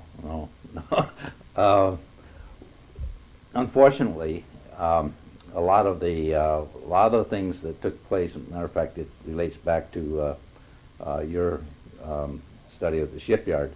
And an awful lot of the planning that occurred right after the shipyard closed was to do almost anything to attract business. And part of the waterfront had manufacturing classification, almost all the, it was amazing the amount of mobile family that Kirkland had on the zoning. It was scary. Not much. It was a case where they thought, well, if we zone the land, people will come and do something. Well, nothing did happen, and we were fortunate it didn't. We got going into the 70s, and I believe it was sometime in the 70s we went through with a major down zone of land use, and which was a blessing that we were able to get away with that and have it ahead of time before all that high-density development came into Kirkland. It would have been probably almost twice as dense as it is now. In what areas? Well, it would have been when we were talking about the old Kirkland, we have to remember that we're talking mainly 68th Street North to about 108th. So Kirkland was not, Juanita was all separate, was not part of the city at that time. Parmack Industrial Park was part of the city. That was a case of some bad development that originally started. But how about Houghton? I mean, in the 70s, Houghton is part of Kirkland. Did the down zone affect them too? Oh yes, yes. When we we were all merged into. Do you want to get that? No, Janine's downstairs.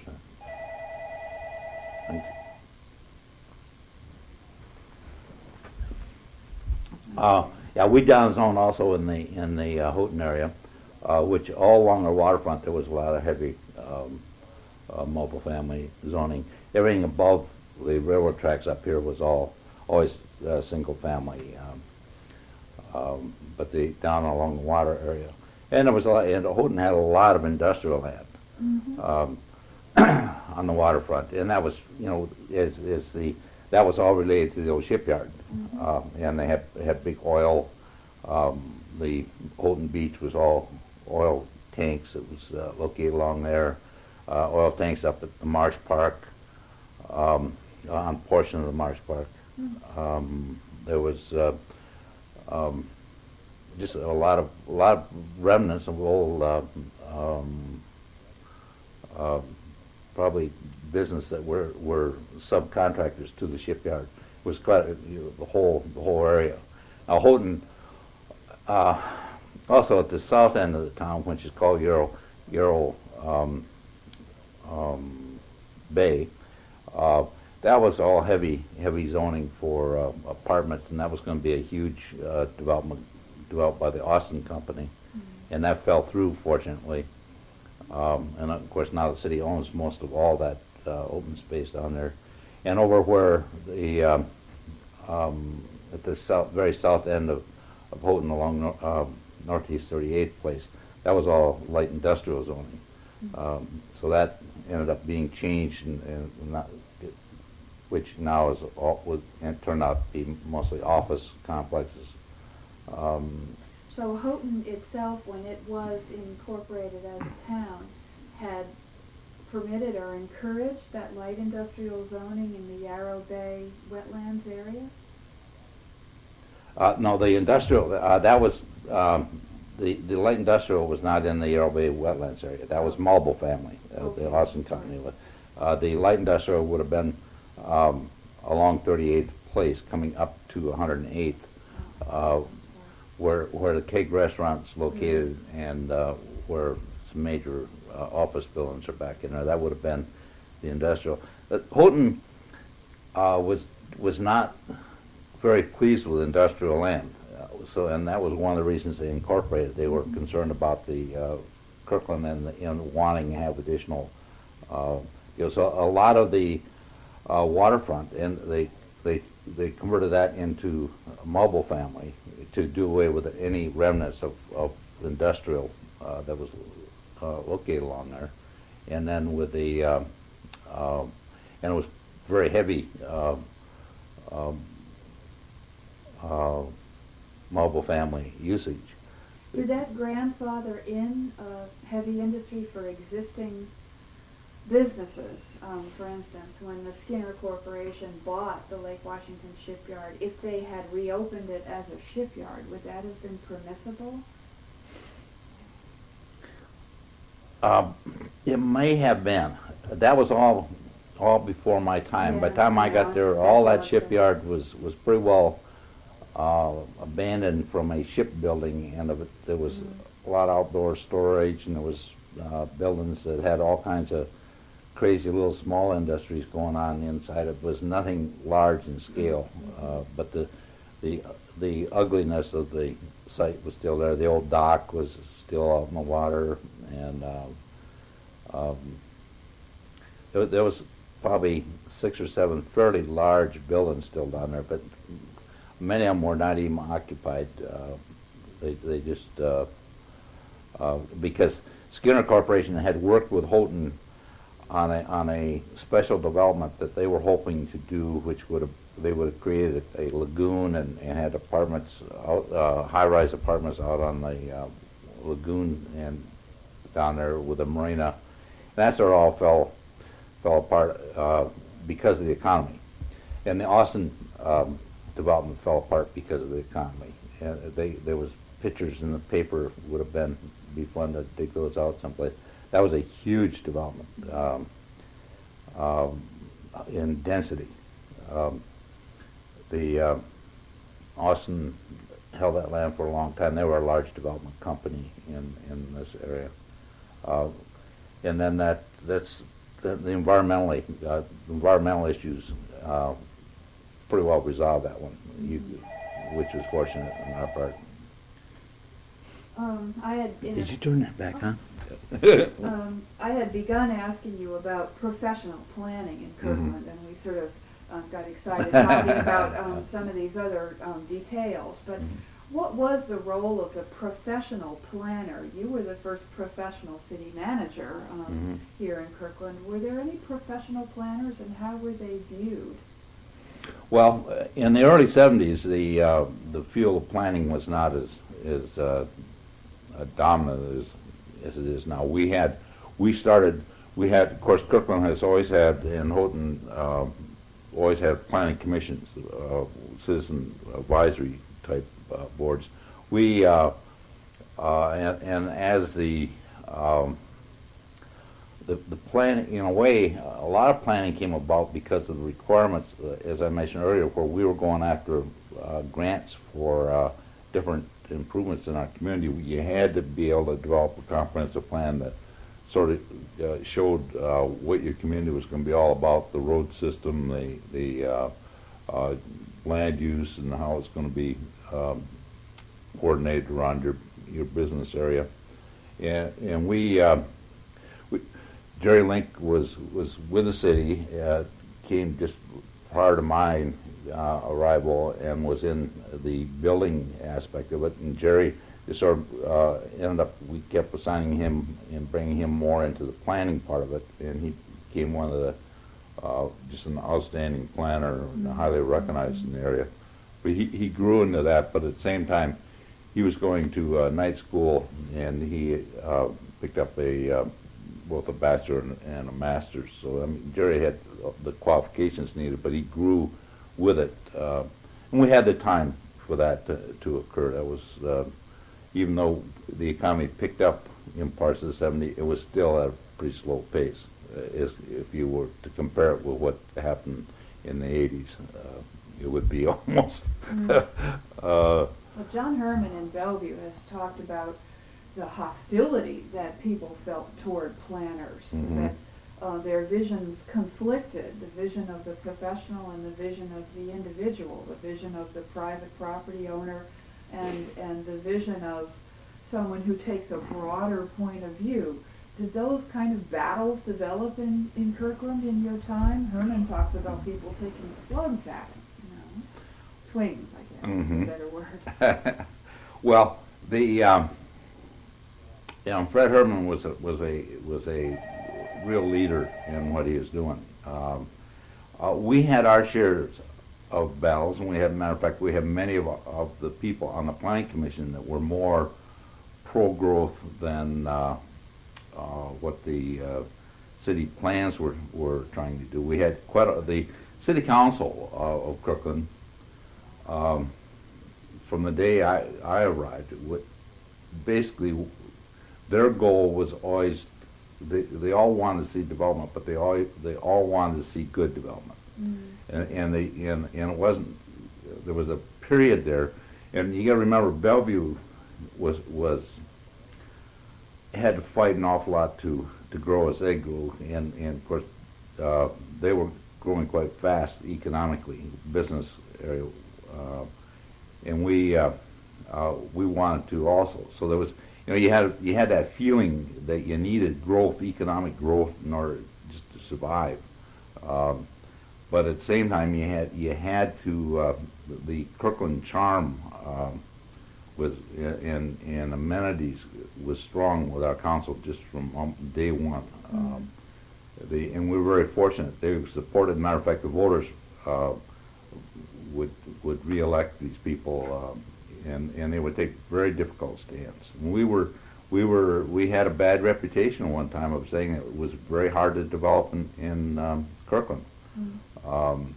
But that same reputation was sort of said in every town. So I mean, you would always try to say, well, you guys, are against things, but Kirkland really held out. They were never against things. They just wanted them done as properly as we could, and it was in conflict of the period because everybody had been struggling through the '60s. If you could have had I think a refinery want to come to Kirkland, I think it could come in because you needed jobs. Jobs were very important, but fortunately those things didn't come here until when we finally did start getting jobs. Jobs when you take a broader look at the east side, jobs our economic market became the whole east side rather than Bellevue having their own and Kirkland and Redmond and what have you. So we ended up having a well-balanced economic diversity on the east side, and we were always the last when things would slump. We normally were the last to feel it. Now I'm talking about in the '70s and '80s. Well, I was thinking about that too. I was thinking about the Boeing bust of '69 to '72, and wondering what kind of effect that had, if any, on Kirkland. It should have been the time that there was a lot of residential infill. It had its effect, and one of the things, that slowdown period was a period at which time Kirkland was getting his house in order. Now the sad part about that period of time, I can remember one time being in the office and I had a gentleman walk in and wanted to throw the title of an apartment building at me because he so mad because he had built a new building and couldn't get anybody in it, and he was going broke and he was not happy, and that happened and that slowed down a lot of apartment buildings, and we were lucky that happened because this was some of the area that we later changed the zoning, and some of these were going in an area that they probably shouldn't have gone in the first place. So, and downzone to single family? Well, either to single family or a much lower classification in the number of units that were allowed in a neighborhood. So the condominium, the very upscale condominiums is what you mean. Yeah, and see, there was the county used to have a zoning called RM 900, which was probably the worst zoning that the county ever had, and that's where you'd go around, you'd see these huge apartment complexes, and there was no room for trees or anything else. It was just parking lot and buildings, and we had a little bit of that in Kirkland, but ours, a good share of ours were brought down into the RM 1800s and RM 3600s, which would be about 4 units to a. What does the number refer to? Number of units per square feet of land. It was almost impossible to build at the county level RM 900. You couldn't get that many units on it and have room for the cars. But those were examples of bad and you see them all over.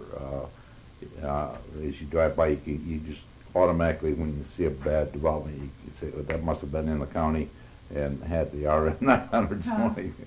Just stand out. So we did that slowness again. Going back to it, it was in the decline of 69 to about 72, and then we had another decline, I think in 79 or 78, 79, I believe it was.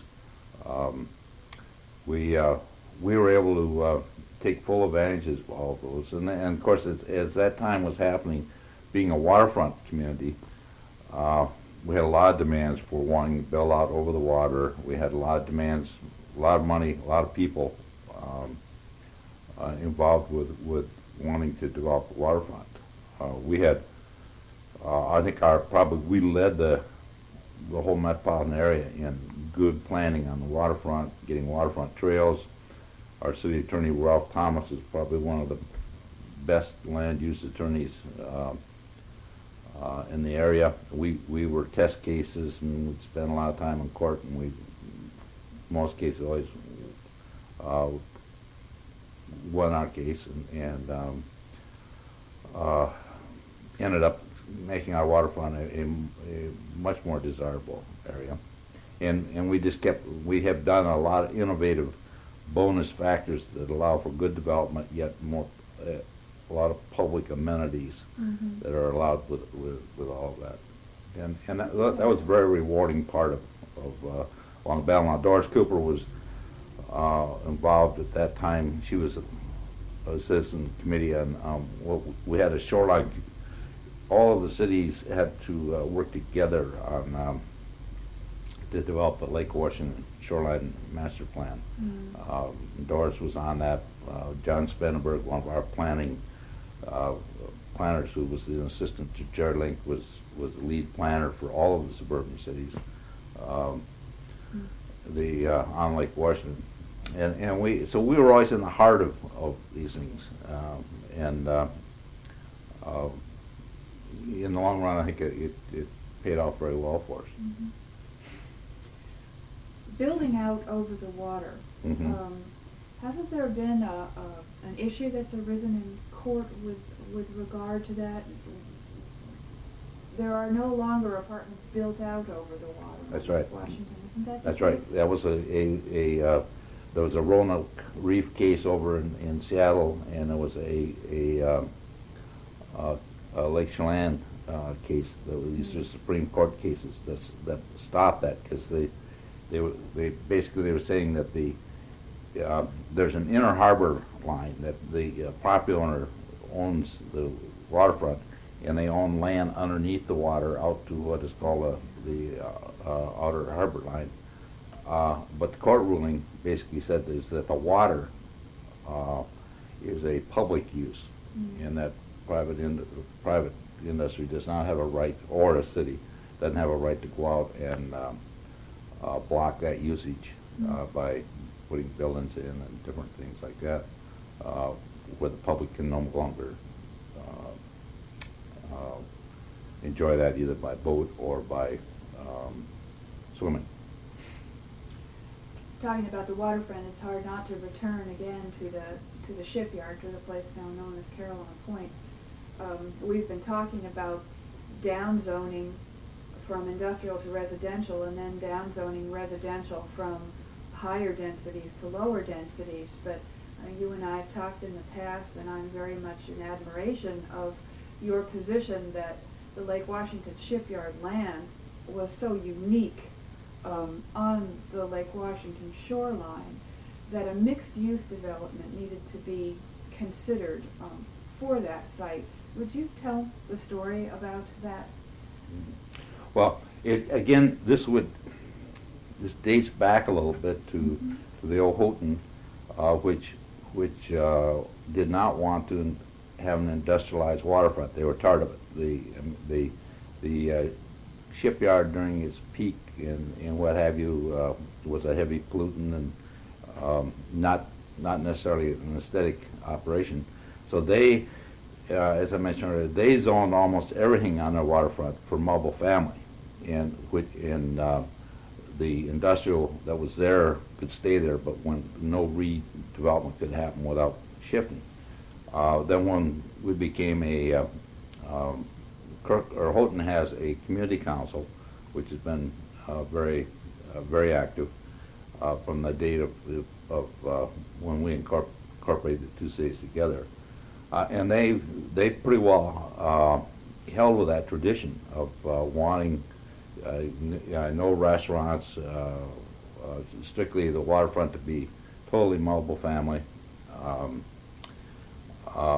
We in Kirkland we were able to Kirkland did not feel quite as strong as Houghton did on that, and there are a few areas.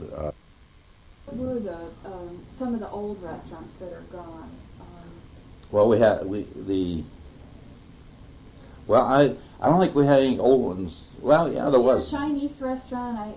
Yes, the Wame Inn at the foot of 10th and Kirkland Avenue. That was an old. It was the Chinese restaurant and a tavern there, and apartments up above. That was one of the few areas that I was told that was where prostitution took place in Kirkland. I guess it was a carryover of some of the old shipyard. Dr. Mandel bought that property, and he was going to build 3 towers, and he was going to tear down both the Sands apartments and the old tavern and the restaurant and the apartment. It was a pretty old structure. We were able to get him to tear that building down, and then his development wasn't able to go ahead. But at least we got rid of the building, and 'cause that was an eyesore. But it did offer a variety. I'll have to say that. The Foghorn Restaurant it was a good usage on the waterfront. And there used to be a home that was a very well-known Russian restaurant that was on the waterfront for many years. Matter of fact, I believe that was in the Houghton part of the community, and the owner lived here in Houghton, and that was a well-done small restaurant on the waterfront. And then of course, as you got closer into downtown Kirkland, that was all commercial, and there was always different restaurants. The Surf Cafe, which had umpteen different. That's where the pizza parlor is now in the downtown area. But that had the Surf Cafe was where everybody gathered. After council meetings, we would go there. The school board, they would be down there. It was sort of a Monday night. You could any governmental agency, they all seemed to gather down there. Yeah, so there was some heritage of mixed use along the waterfront. Yes. But then the modern trend was to get rid of all that and to go apartments. And then you do see some of the apartments that started out and they were building out over the water, and then some of them on pilings, some of them on fill that went into the lake, and that would have been a trend all the way up and down on the lake. We had a lawsuit on a apartment complex that was going to go 350 feet out on the water located on that would have been on the north portion of the David Brink Park. The city we brought suit on that one, claiming that we had no capability of handling that with for firefighting. And that went to court, and the court upheld our ruling, and that sort of drifted. They forgot about that one, and then the Schland and the case came where you no longer could fill out over the water and build over the water. And that was a major break for the city of Kirkland, because all of the big plans and everything that up and down, both in Houghton and in Kirkland, would have all been shoeboxes shooting out over the water, and it changed the whole style of how our waterfront looked. Would have been, I think, it would have been a disaster, because I don't think we did have some control on what we call view corridors, but it still would have been a very undesirable end product. So we were very fortunate. Now going back to the shipyard, what happened is we were going through a whole new comprehensive plan. We were updating, and everybody still wanted mobile family, and I pressed very hard. Matter of fact, early on, down where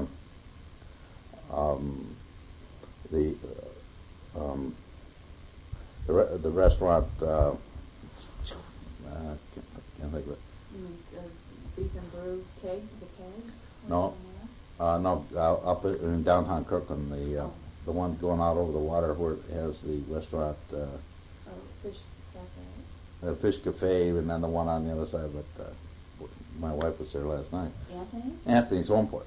Well, basically, Anthony's Home Port was an example of a building that we were able to get a public pier that went out that the public could use. We had the restaurant almost was like a park.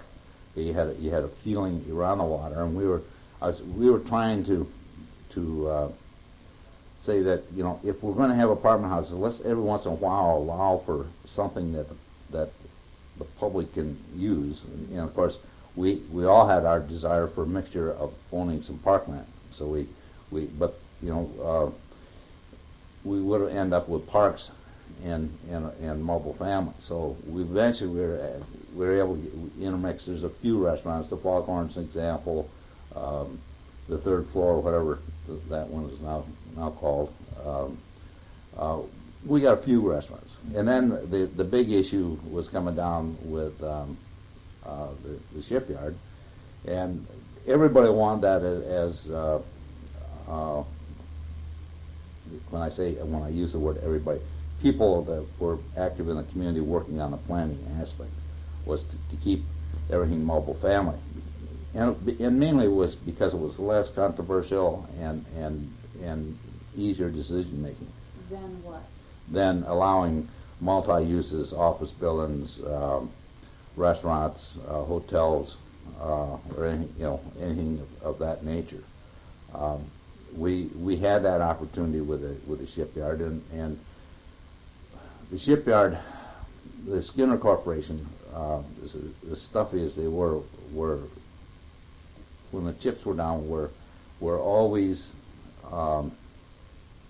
good to work with.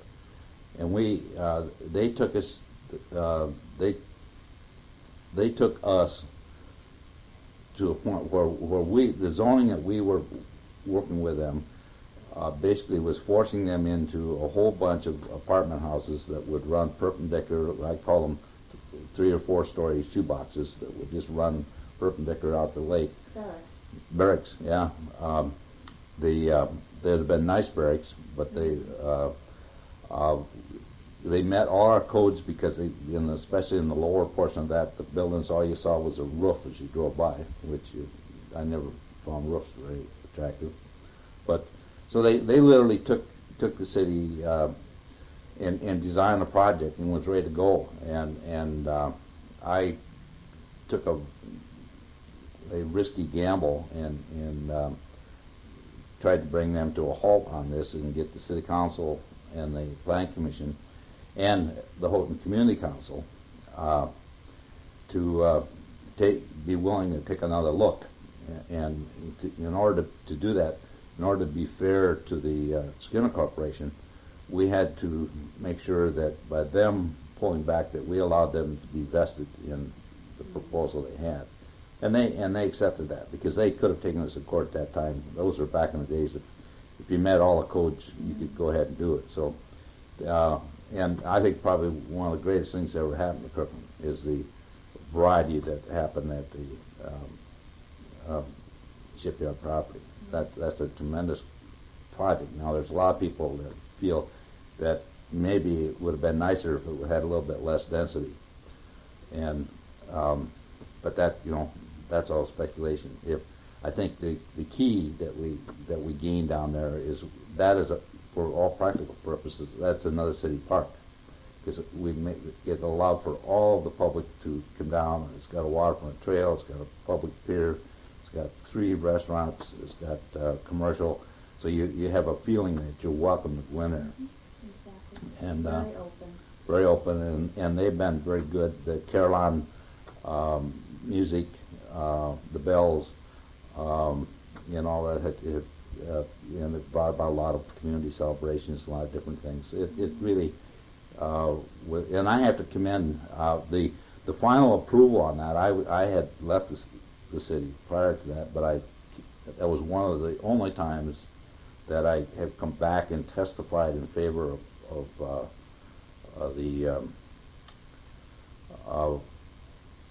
changing of the zoning, and that was they had joint meetings of the Planning Commission and the Houghton Community Council. They were sitting jointly, and I was able to convey to them of the dream that we had looked for that openness and welcomeness of the use of that waterfront, and that condominiums would have made it exclusive. Even though we had a waterfront trail in front of it, you're not really welcome. Our trails now, we can use them, but they're a daytime trail. We wouldn't have had the public pier that we have. Mm-hmm. We wouldn't have had, and of course the restaurants and How did you juggle, though, as city manager, sort of the potential rivalry between retailers at Caroline Point and in downtown? And I would set that into the context of maybe a 30-year decline, I guess, in the retail core of downtown Kirkland. Until recently, we did not have a pharmacy in downtown Kirkland. The Penny's closed. The Richardson's 5 and 10 closed.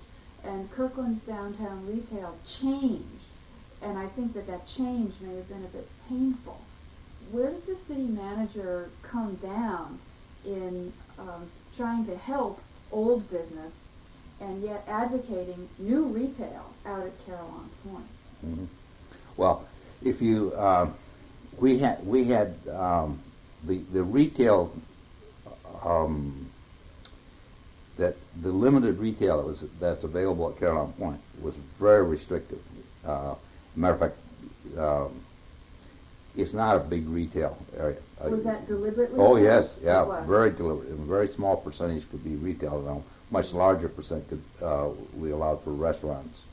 But because of the hotel and because of all the offices that were going to be that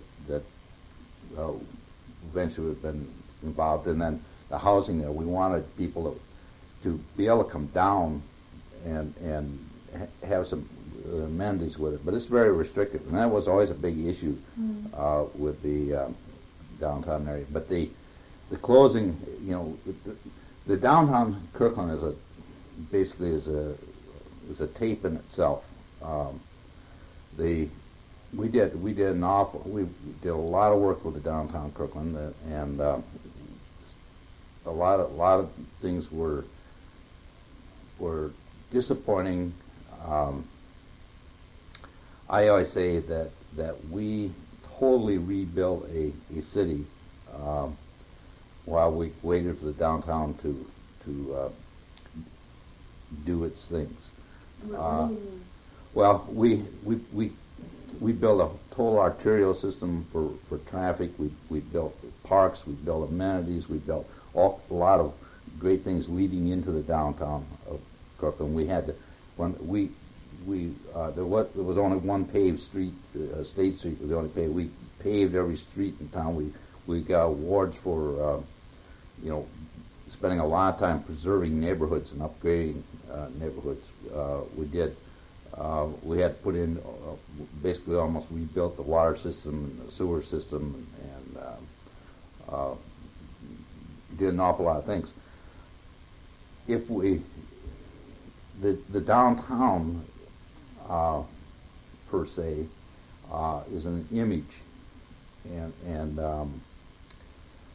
the Kirkland is a very, very important image of our community, and but in the meantime, the cash register of Kirkland is Totem Lake, that whole area up there, the Rose Hill, the car dealerships,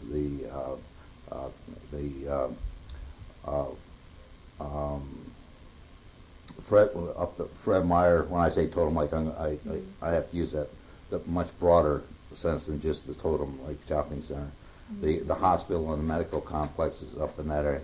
That is of a huge scale, but everybody says, isn't Kirkland nice and quaint? And it's the visualization of the downtown. So the downtown has served us it has served us very well in that it's retained the image that everybody sort of is in love with, but you don't make a lot of money off a little downtown Kirkland. So there was a time in downtown Kirkland when we had 52 stores vacant. A couple good things started happening in downtown, and it becomes a difficult mix for the retailer, but the restaurants started coming in downtown and brought an awful lot of rejuvenation, and we developed a very good reputation for restaurants. And but they're not the kind of people who would have wanted to go to Penny's to buy a pair of shoes anyway. That's right. Yeah, and the Ben Franklin, the Pennies were, matter of fact, in the history of the shipyard, the Pennies was there, I guess, very early on. It was Pennies at one time bragged they sold more overhauls in Kirkland than they sold any other place inside. But it was also a draw. I mean, the Bottle people was a very major draw coming into our area, and was a very important business. It was a sad day when that closed. Well, let's see. Are you meaning to say that downtown Kirkland merchants did not adapt successfully or rapidly enough to a changing downtown? Where does this image come from, and who has to be sacrificed to serve it? And also, I guess, ultimately, what happens when you have landowners accumulating new tracts of land in downtown Kirkland who have a different vision of Kirkland's future that may be much more urban than this romantic, nostalgic vision that we have created? That's a big question. Well, and downtown Kirkland is it's almost perfectly planned, except that when I say it's almost perfectly planned, the way it's set now, you have the development of Park Place, which was a multi-mixed use of office building, restaurants, and retail. And that took a while to really gel, and I think it's doing quite well in the development. And then you have an open space with a park sitting there. And there was always, over the number of years, they always wanted to get rid of that park and make retail there. But the track where the old city hall was, and where there's the old Kirkland Hospital, the old Tradewell store, which is now the historic or antique mall, the antique mall. That was all has had its chance of redevelopment, and could have gone. I think the 4-story that they wanted to. It never could. It just never did. So I mean, it's. You have some. Don Stabbert has accumulated a fair amount of land in downtown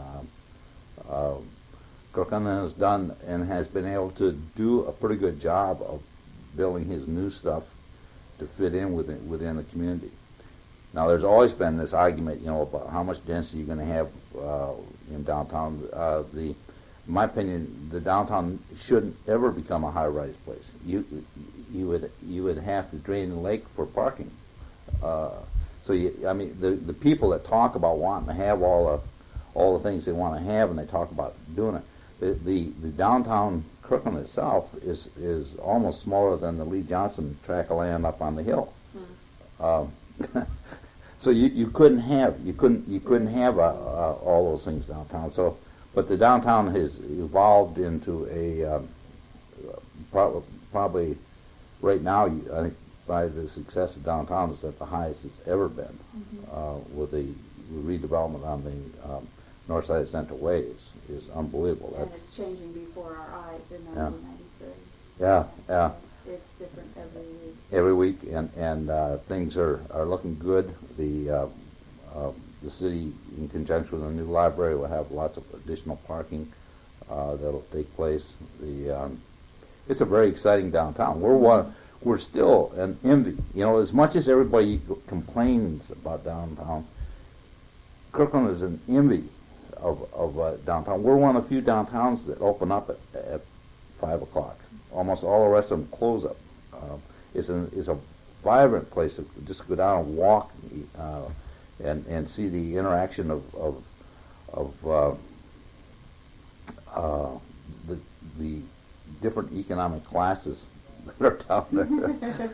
Well put. Yeah, my kids always talk about that we're becoming a snob downtown. You go down there and you look at all of the BMWs and the Mercedes and all this stuff, but at the same time there's another group of people that are down there too that are not driving those cars, but it's a mixture that I find very intriguing. Well, you certainly don't see it in Bellevue at night, which really has become a city that is de-peopled. Everybody goes home. Everybody gets out there. Yeah, you don't. Yeah, and half of them on the way home stop in Kirkland. Although Bellevue's real community, its heart is probably Bell Square. That's right. Yes, and it's a dandy.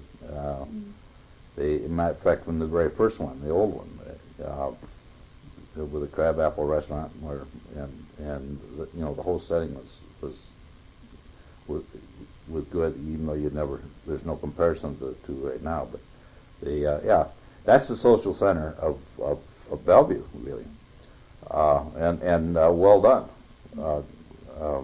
I don't think you don't hear many people complain about Bell Square other than 10 Place Park. That whole thing, University Bookstore there. Now we're getting,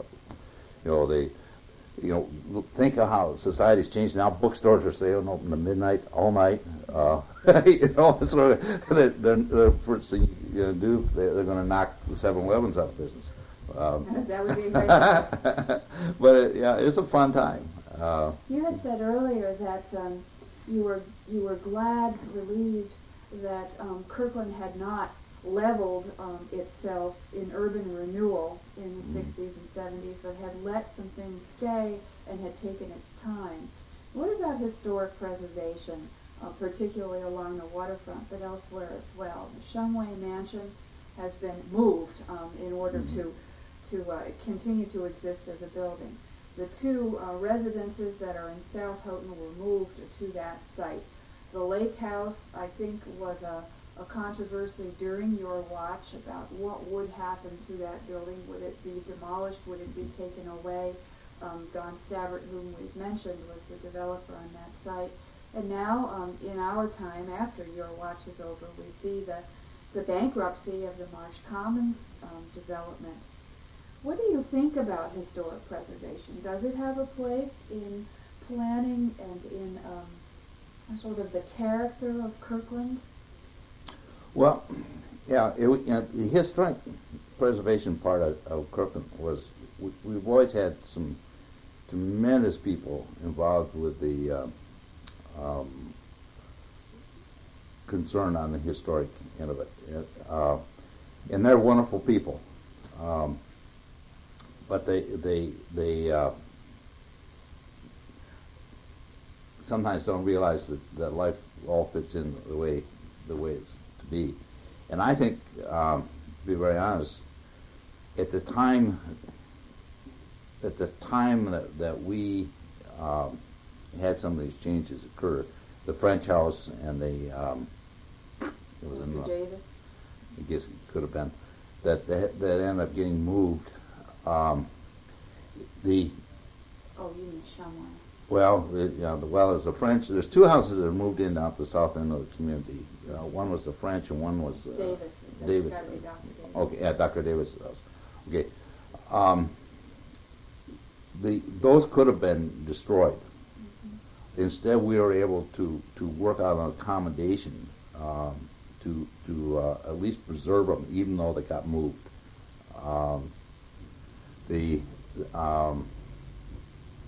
The Shumway mansion, which probably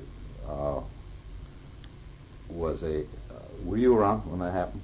I always said that if I would have been a little bit smarter and sold popcorn and pop during the moving of that thing, I probably could have retired very early. The whole community was out, and it was everybody was walking around. It was the.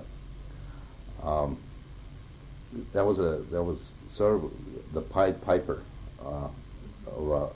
that you always dreamt about, where all of a sudden here we're walking this beautiful thing going down Market Street and around bends, and it got saved. It probably is not really in context where it's located, in my opinion, but it's saved. It serves the people who own it are like to talk up the historic part of the building. We were lucky on that. I was afraid the Shumway mansion probably was going to get demolished. It was owned and bought by some powerful people that said, hey, either we're going to tear it down and we can't bring it to a rescue, and that was a pretty good rescue. There was in the Marina office building, on Stabbert one right across from Houghton Beach, there was an old house there, which used to be the hotel. That was what did you call it? The lake house. The lake house. The lake house had been added on to it. It was the inside of that place was totally destroyed. It really was in bad shape, and to me, the innovative thing that we come up with as the alternative on that was to provide for an interpretation center which talked at least about that historic site. So, I as much as maybe some people say that building should still be there, I think we have really come up with innovative ideas of trying to preserve some history for those who want to know about the history. And that interpretation center is tremendous. And I wish we'd have been on with that one earlier, because I think that could have been used in many more ways. Years from now. Yeah. Well, So we I had, absolutely and then with the old houses around Kirkland, a lot of them are on the historic register, or a lot of people just bought them and have. Mm-hmm. So we have a lot of history I think personally. As much as Barbara Loomis and some of the others in town used to get frustrated with me at times, I think we bent backwards in trying to preserve as much as we could. We did an awful lot. If we lost the buildings, at least we tried to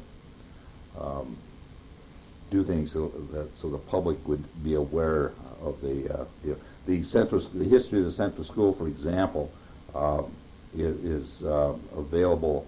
That was written right at the time that building was torn down. Mm-hmm. The city, we did some very unique things, but I think everybody's forgotten about. But within some of the light fixtures in the new city hall that go down the hallway are light fixtures out of the old school. Mm-hmm. The signs out front are the blackboards out of the old school. We made blackboards out of that. We even where the little scrolls that go across, like you had on blackboards, little white lines, those were all done. So we saved some of that, and we did that. Now I think they may have changed it, but the entry case that was in City Hall was out of Central School, and then of course the city now does an awful lot of displaying historic buildings. So, they've done a good job in all that. Saving the arch, I think the only thing that would have been as good as saving the arch might have been an interpretation center of the school building up on Waverly side. Well, it's very striking to me as a historian that there's more and better public interpretation on private property in Kirkland than there is on public That's property right. in Kirkland. Yeah. There's virtually nothing on That public I think property. that on the arch down there, an interpretation type concept could and maybe as time goes on will. That the arch and everything is set up so it can be moved, because they just sort of put it there. If someday whatever happens up there, maybe that'll get moved again, and it would be nice to because that was the old Union School District and a lot of history. Well, as we're moving up north here, we're getting close to that Peter Kirk intersection at Piccadilly. What happened to that fourth brick building? Yeah, that was sad. That building was down just as I came, and I think that was the that was the hotel. I didn't even the gas station itself had plaque in there, and they used they used some brick to from that building in the gas station. When the gas station went down, I don't know where I was, but I wish we could have saved the plaque that was in that. That was very sad, but I think that brought about some of the determination to try to save some of the rest. And I guess that building was probably in the worst of shape. The triangular building, we were very lucky on the triangular building, the Paul building.